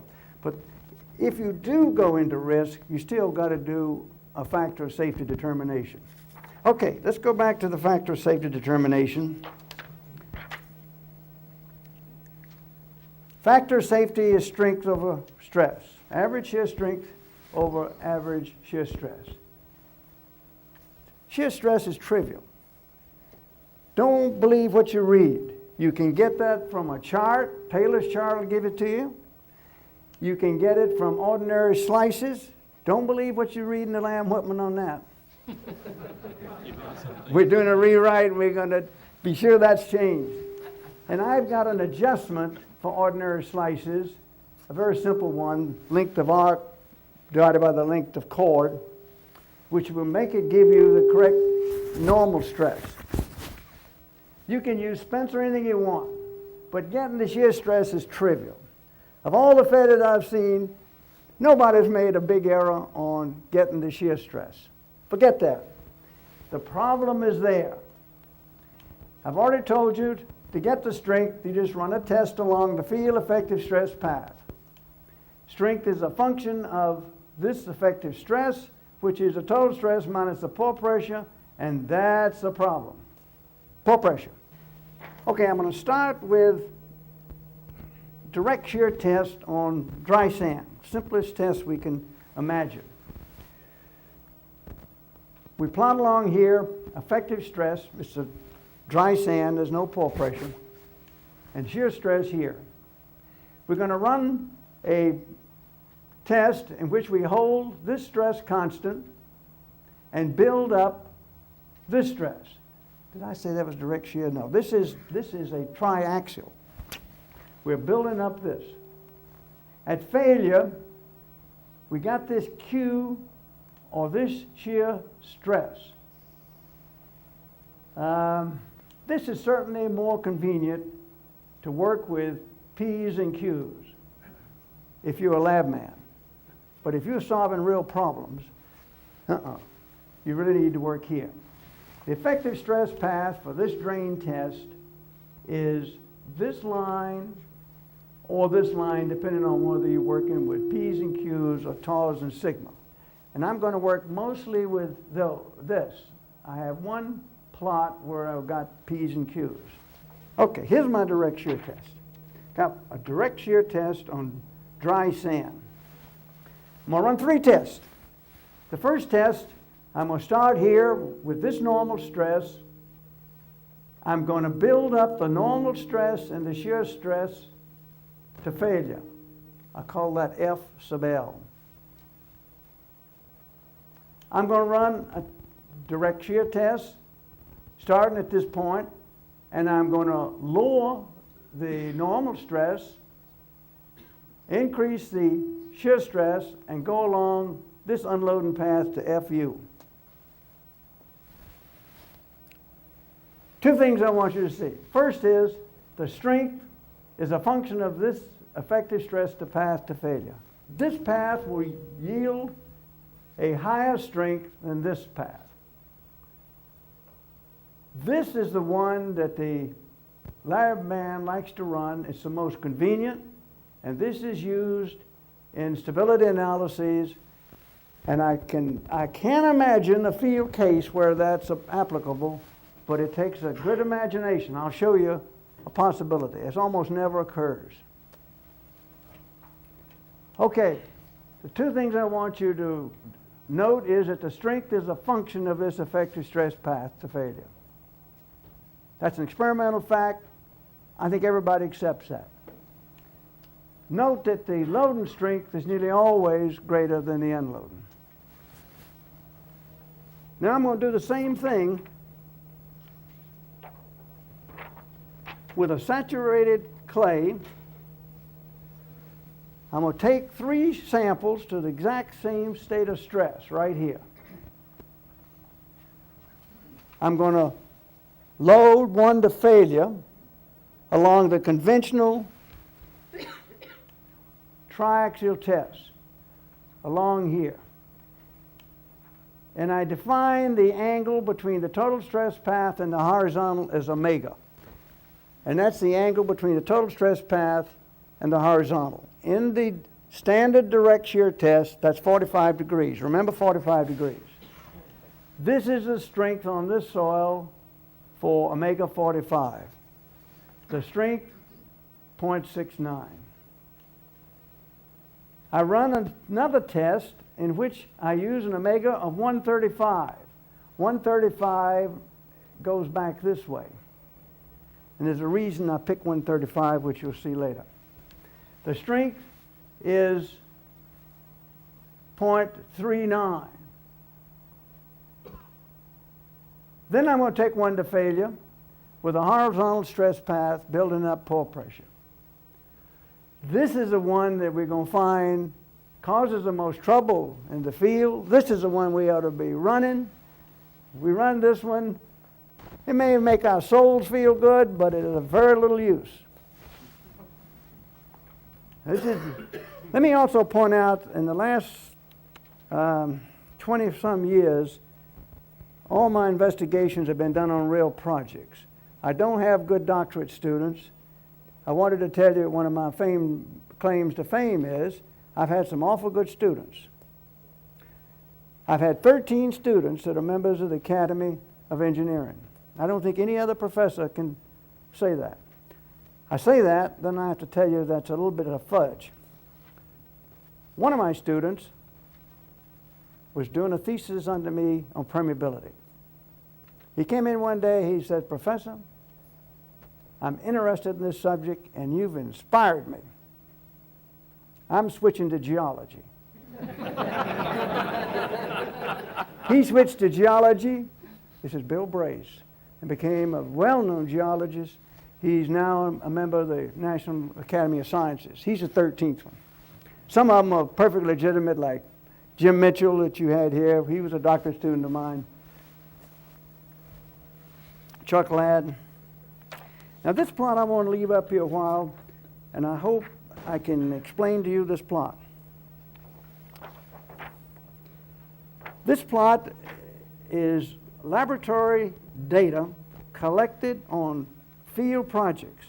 All my research in the last 15, 20 years have been on real projects. I don't have a doctorate student to go out and to check that. As time goes on, I know less and less about more and more. When I was at MIT, I knew more and more about less and less. When I gave a paper, I knew everything about it, but the subject was about that wide. This is a plot of omega. Remember, omega is the angle between the horizontal and the total stress path. And over here is plotted, these are undrained strengths, by the way. It's the undrained strength plotted over here as a ratio. At 45 degrees, the ratio is 1. If you've got a field problem where omega is 45, standard triaxial test will give you the correct answer. Note, as omega gets smaller, as you approach 0, the strength goes way up. And as you go the other way, the strength goes way down. Now, I've put some common total stress paths here so you could see how to read them. For example, if you have a foundation load, and a typical one has got an omega of about 22 degrees, and the strength is about 1.4 what you measure in the laboratory. The chances of you having a foundation failure are pretty slim. However, you go out in this region, and I'm going to give you some examples, or down here, like the John Hancock excavation in Boston, you need then to work with numbers like a half. You don't need to use this plot if you will run along the field vector stress path. Before he died, Jerry Leonard spent a few days at our ranch less than a year ago. He thought this was great, and he wanted to connect this. Sure, I don't connect it. I don't know what in the world that means when you are carrying out a test at 0 omega or 180 degrees. I can't visualize it. These are experimental points. Some of the soils are saturated, some are not saturated. Let me talk a bit about geometry. If you ever want to see a waste of time, is have somebody do a search for the critical surface. I read a report where a guy said with great pride, for each section I ran 1,000 trials. He reported the factor of safety as 1.3 numbers past the decimal. His strength was off about 75%. Now look at, this is for a given dam. This happened to be a dam that failed. And here is a shallow geometry, here is a mid geometry, and here is a deep geometry. And for those geometries, we calculated the total stress path for those three geometries. The deeper you go, the higher the shear stress. So you only got to look at Taylor's chart. Taylor's chart shows the shear stress is proportional to the height of the slope. So clearly, in a homogeneous dam, the deeper you go, the higher the shear stress. However, note that the lower omega and the higher the strength. So I played around with those three slopes on that particular clay. These are all actual data. For the shallow one, this is the omega gives you a strength, this magnitude. This is the average shear stress calculated. This is the omega. This is the strength ratio. And this is related to the factor of safety. If you're going to do a search, and boy, that makes people feel good when they got a computer program that'll do this search. If you're going to do a search, you've got to be sure you're changing the strength as well as the stress. You're wasting your time to do it. Just draw a typical surface and have at it. I have never seen a failure in the field that was anywhere near close to what the analysis predicted. Never. Nowhere near close.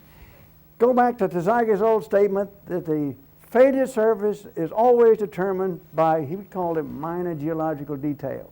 Some weak layer or some wet layer, that's going to determine your geometry. And to do a search may impress you or your client, but it's a waste of time. See, my message is that strength depends upon the stress path.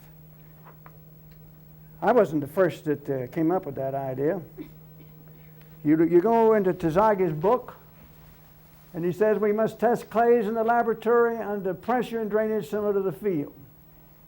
The success of this procedure depends on how well we imitate field conditions. That's in Tezagi's 1943 book. Taylor says, of course, test conditions must be chosen to reproduce natural conditions as closely as possible. And I want somebody to show me a field condition where the direct shear test or the standard triaxial test meets this criterion. We used to have a little demonstration at MIT. I didn't develop this. I don't know whether Tezagi did or not. It was there when I got there. We had a bin full of sand, had a little house on it. We get students, visitors coming in, push on that house and cause it to fail. Nobody could push it into sand. The average effective stress, shear stress, is there. When they pushed on it, it goes along here, and that applied load generates strength. You get a strength of about 7.4. Then what we would do, we would pour water down this tube here and build up the pore pressure on the shear surface. We could make the thing fluid and have the house just whoosh. And what happened is, it went across here to failure. If that illustrates clearly that if you got a loading situation, you've got to use this. If you've got an unloading, particularly a pore pressure buildup, you go here. And this is just makes you feel good, it's convenient, and has little to do with practice. Okay, it's the pore pressure increase that causes trouble. We looked at these 60 failures, and 75% of them were triggered primarily by buildup in pore pressure. So the first thing I did, I just kind of listed some of those cases. Rain, we got 2 or 3 slides in Puerto Rico. We got one in Caracas, which we are controlling by reducing pore pressure, but the problem is rain. And of course, you know what happens in Hong Kong. The reservoir problem that Tony and I had in Cibarua, the outside source at Cibarua. You heard Bob talk about pumping leachate back in. That may be good environmentally, but that ain't so good for pore pressure. I came away about 3 weeks ago from the largest bunch of garbage I ever saw. 4 million tons slid 2 kilometers and blocked a river. They were pumping the leachate back in under pressure. We've had a lot of trouble with pipes leaking, breaking, and you would be surprised how often people seal the face of a slope. Drains plug up. This is a problem here. Voids, a high permeability layer, that will get you high pore pressures downstream. And on this waste dump, this methane that Bob talked about produces pressure, and it can produce pore water pressure, and it can help trigger slides. Earthquakes, of course, and industrial residential activity. We were having slope problems down in a place in Venezuela, and we couldn't figure out where all the water was coming from. Turns out the fire department was running a vehicle right there on the edge of the slope and squirting a whole bunch of water on it. That was triggering slides. And you'd be surprised that water in lawns in arid areas or septic systems can cause slides. Non-uniform soil is a very common one. What's the factor of safety of that slope? Factor of safety against what? What event are you going to postulate to determine the factor of safety? Well, I've gone through this and picked out several paths to failure. First, let's say we're going to raise the slope. Typically on a dam, they'll throw a meter or two extra on. Let's carry that slope to failure by adding a weight up there. Here's the average total stress, average effective stress. Here is the lab test we run. This is the calculated total stress for raising it. This is effective stress. The strength is 17. So the factor of safety on that slope for overbuilding it is 17 divided by 8, 2.1. You can't cause that thing to fail by putting tanks up on the top, building the slope up. Okay, next I'm going to cause this slope to fail by excavating it to toe. All right, I go back. This is my initial total. This is my initial effective. And I unload here, and this is the effective stress path to failure. The strength is 9.5. The factor of safety of that slope for unloading is 9.5 divided by 8, 1.2. The most dangerous thing of all is to seal this thing and have this pore pressure build up. And here's the path you go. And you can't express that in terms of factor of safety because it just goes to failure and along a horizontal line. If you're using blindly any of the conventional methods, it would read the strength as 14 and would tell you the factor of safety is 14 divided by 8.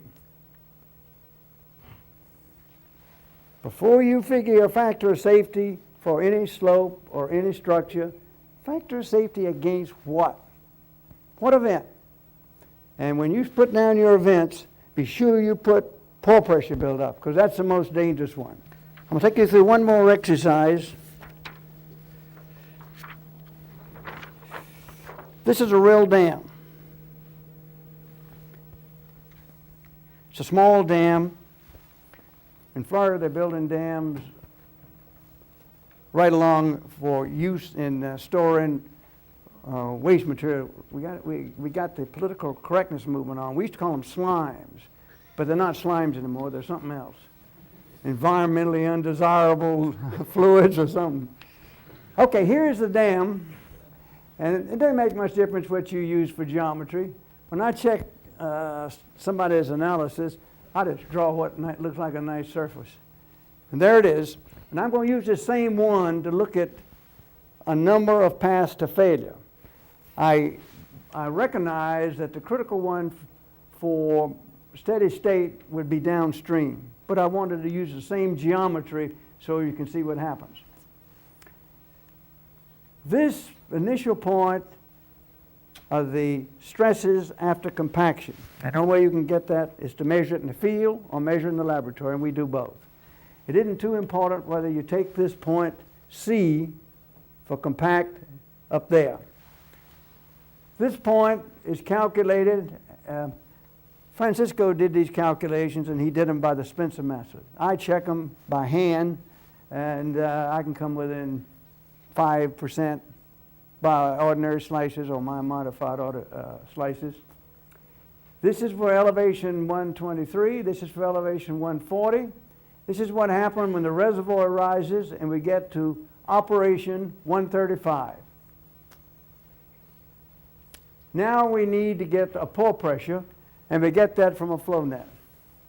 And people like Tony, who came from Harvard, know how to sketch flow nets. One of the great advances in use of computers and soil mechanics has been that we can get flow nets by the computer, and I'll show you some in a few minutes. Okay, so for this geometry, we make all of these calculations. These are calculations we make in the laboratory or in the office. Okay, now let's go look at the stability of this design. Okay, remember that the dashed line is total stresses, circles are total stresses, solid lines are effective stresses, and the squares are effective stresses. Okay, we run in the laboratory this total stress path. We measure this effective stress path. We carry this thing on up until we get failure. The factor of safety is this distance divided by this distance. Chances of a failure from overbuilding this dam, nil. Florida law requires you to do a stability analysis for the operation. Okay, what people typically do is they go to this point here, get this point, and read vertically upward, get a strength, and divide it by this, and come out with a factor of safety. Waste of time, nonsense. The danger under operation is for the pore pressure to build up. And it's not very likely here. That means a 15.5-foot rise in total head on this small dam. That's not very likely to occur. In Florida, we do two stability analyses, two sets. One is according to the letter of the law. That goes into the state. The other is by our judgment, and that controls what we do in construction. Okay, so on the operation, the only danger is if the pore pressure builds up from somebody sealing the bottom, the outside face, or a pipe or something forming, building up pore pressures at the toe. Let's look at the drawdown. We're going to look at what happens if we draw the reservoir down from here. When we do that, the total stresses go from here to this point. And so a random laboratory test, just continuing that till it failed. We started with this total stress, this effective stress, ran a stress path test in the laboratory, and got that strength right there. The factor of safety of that dam for drawdown should use that strength. If you go back to this plot, this slope here is about 135 degrees. If you go back to my magic plot there and go look at 135 degrees, you'll see that you need to use about half the strength that you measure in the conventional test. And it checks out pretty well on this one. The danger on building a dam is that you get it too wet. And I want to show you the effective stress paths for a dam that failed. These are effective stress paths for, this is at a little over optimum, optimum plus 4/10. The spec permitted optimum up to +3. In the failure zone, the water content was about +6. And it failed right at this strength.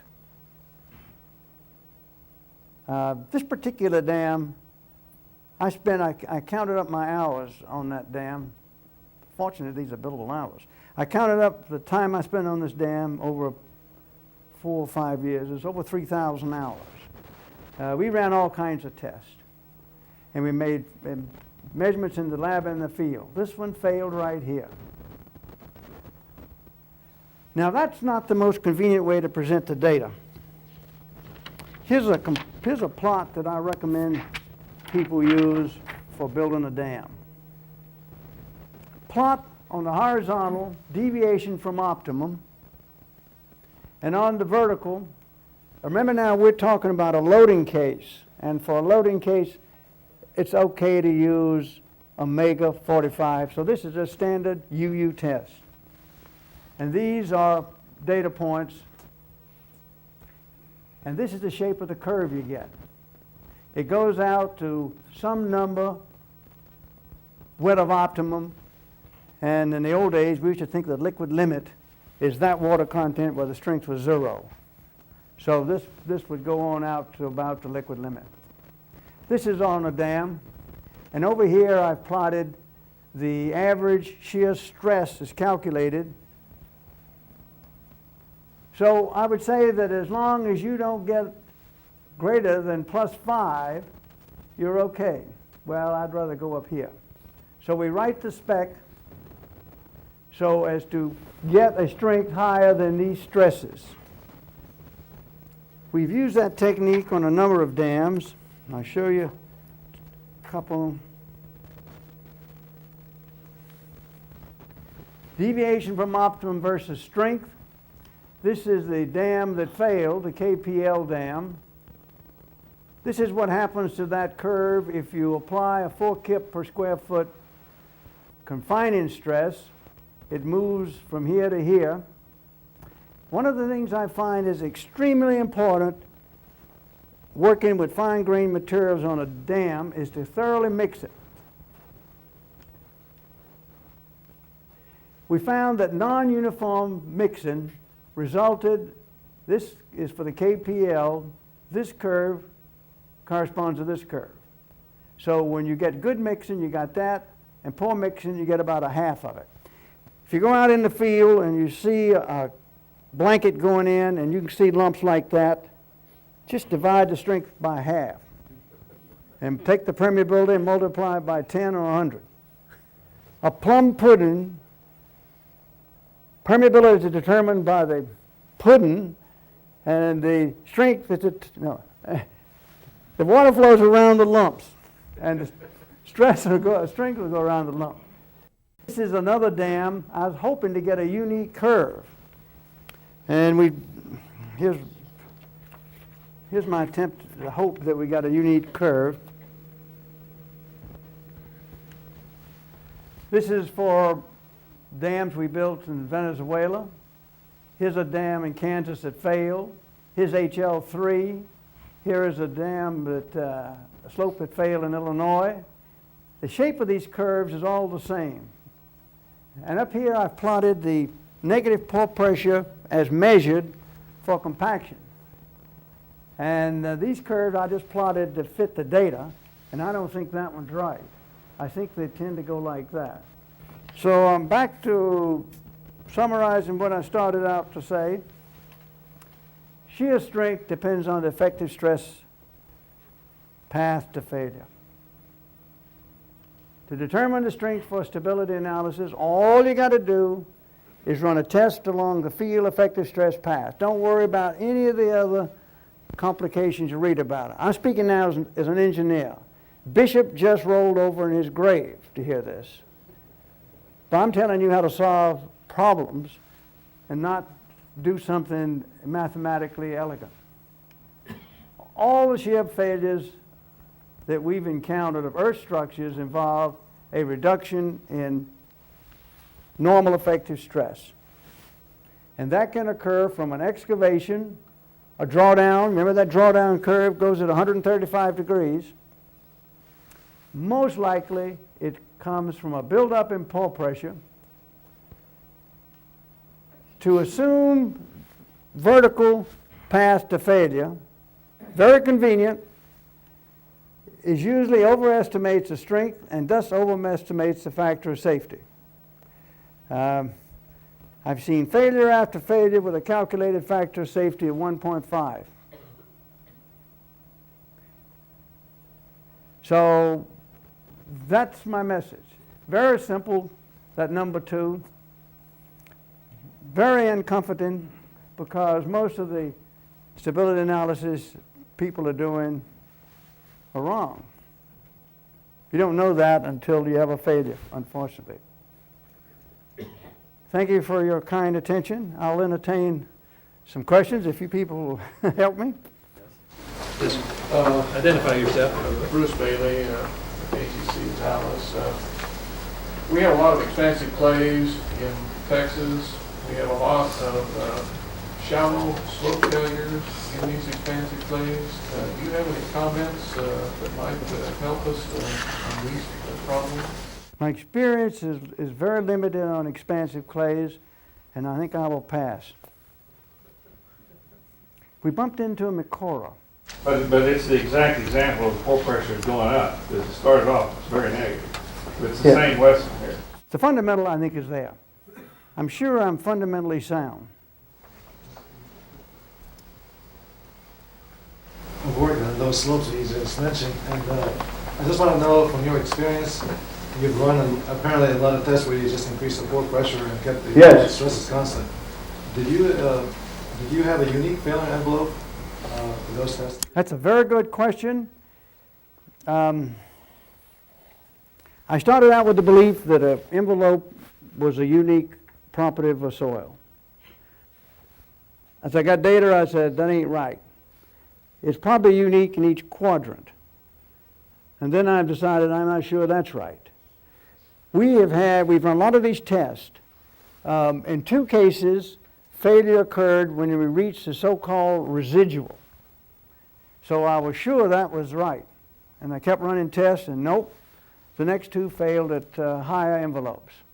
I think an envelope is a good concept, but when you run in stress path tests, I think the envelope can vary. And I don't need the envelope. See, I don't use envelope at all. I just measure the strength. Couldn't be simpler. All I do is I model in the laboratory what I have in the field. I get the strength, I plug it in to a hand solution.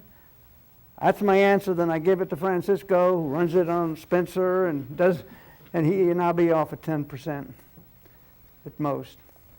But I know what's happened. And most of the people that are using computer solutions don't know what's happening. Let me tell you a funny story. We had a guy on our staff by the name of John Christian. Very bright guy. He knew everything about computers.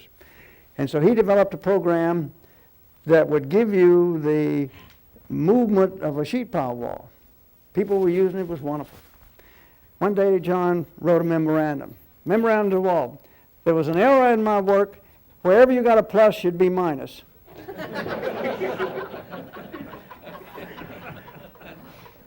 You go into anybody who's using computers to find the factor of safety and look them in the eye and say, what does your solution do when you get a 0 effective stress? What does your computer do? Tony's smiling. What does it do? Sometimes some of those solutions will take a negative effective stress. Forget that one. Some of them, when they get to 0, throw the stress somewhere else. That makes more sense to me. But people are using these things. Let me tell you another funny example. I'm not telling you the names of these firms, but these are reputable firms. I ran Spencer.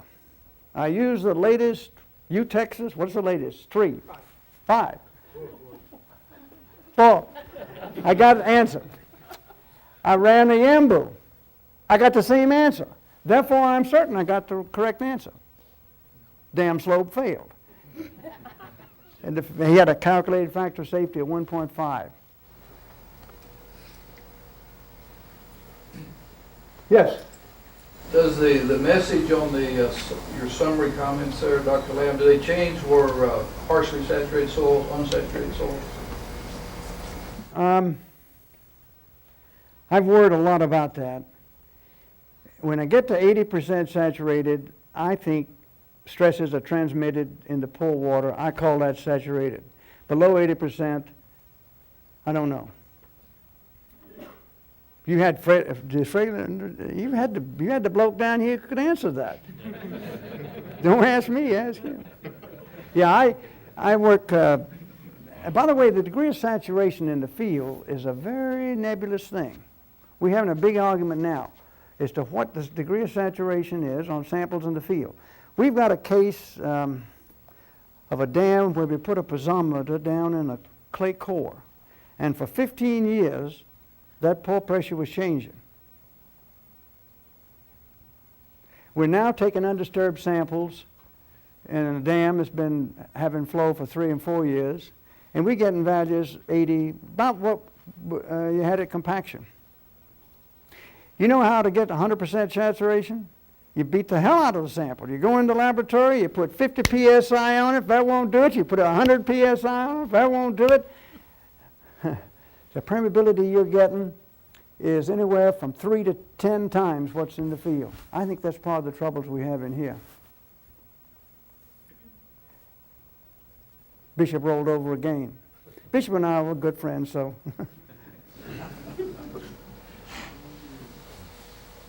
Question?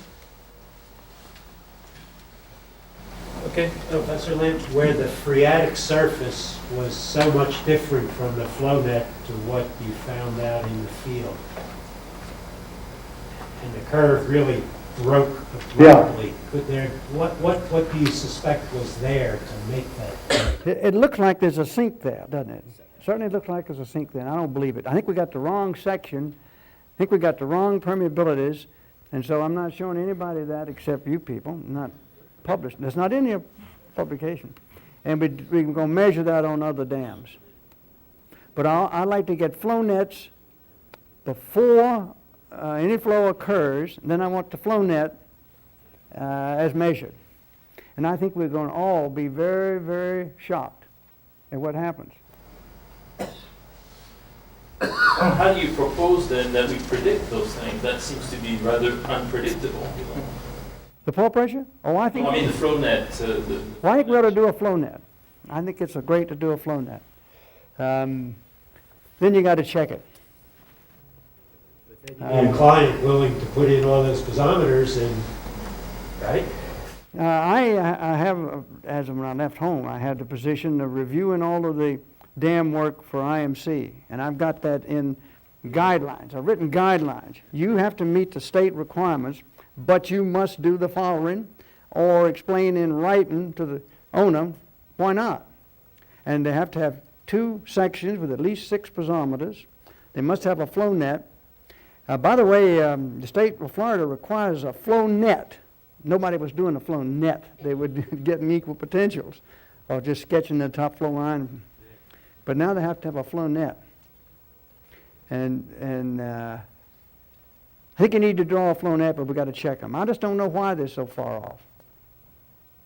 Yes? How long after the reservoir was filled was that phreatic surface measured? That one is something like 2 years. And it may well be a big time effect. Could well be. But the life of dams in Florida is something like 5 years. No, seriously, we build a dam and we fill it up with environmentally unsatisfactory material, and then we move on. The IMC must have something like 30 dams, and they got 3 or 4 under design and construction right now. And what the company does is it wants to bring along different firms, and so it'll pick a different firm for each job. And it's up to me to be what some people call peer reviewer, but I have to check what they're doing. And what I'm doing is requiring them to take undisturbed samples in the blankets, run permeability tests under 0 pore pressure, and then brutalize it with 50 psi and see what happens. The first 6 or 8 we've done, the permeability has gone up anywhere from 3 to 10. And they're having a lot of trouble getting to 100% saturation. Next question. The discrepancies that you're seeing in the flow nets, do they tend to make the dams appear more safe, more unsafe, or is it a mix? Well, that one is much safer. Yes, but are you seeing some that are where the Yeah, the Tyrone one, what the engineer did is he drew a top flow line and vertical equal potentials, and he grossly underestimated the pore pressures. But generally doing that procedure will overestimate them. And we've had several cases like Harriman Dam, where a conventional analysis was made with vertical equal potentials. The factor of safety calculated was something like 1.3, and this dam was above a nuclear power station. So they came back with millions of dollars worth of remedial measures. As soon as we looked at that and saw that the equal potentials went way upstream and ran the stability analysis, we got more than an adequate amount and didn't have to do anything. That's happened to me several times. Have we moved back out of in the Lambe-Whitman chapter 1, have we moved back out of thinking we were there with analytical procedures to where we need rules of thumb to correct our flow nets? I know this guy.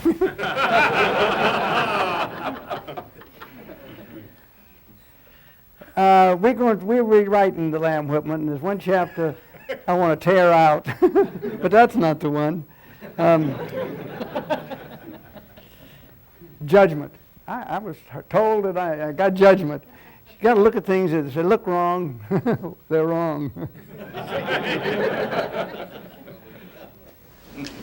Okay, I think it's time to wrap it up. Philip Buchanan. Oh, One short question. all right. Would Tell you me. tell us? Questions are always short, it's the answers that are long. No, this one can be short. Can you tell us which chapter you're thinking about tearing out? Just one word answer. All that stuff on drain, total stress versus effective stress analysis, all that stuff on unique, undrained, effective stress, all that's wrong. You never let me give you an answer that long. I never asked you that complicated question either. Let me introduce Philip Buchanan for the closure of this for remarks.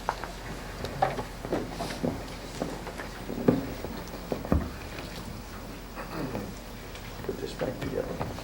So thank you very much. It's been very interesting. And this you can put on your wall, and this you can put in your bank account.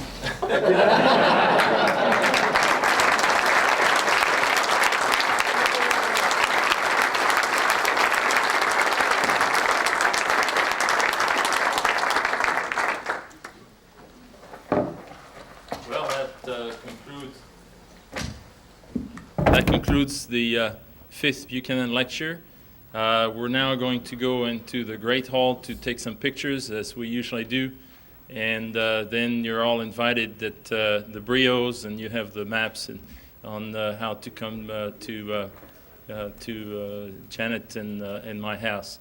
I want to thank you for attending. I want to thank our speakers. It's been another really interesting and useful afternoon. Thank you.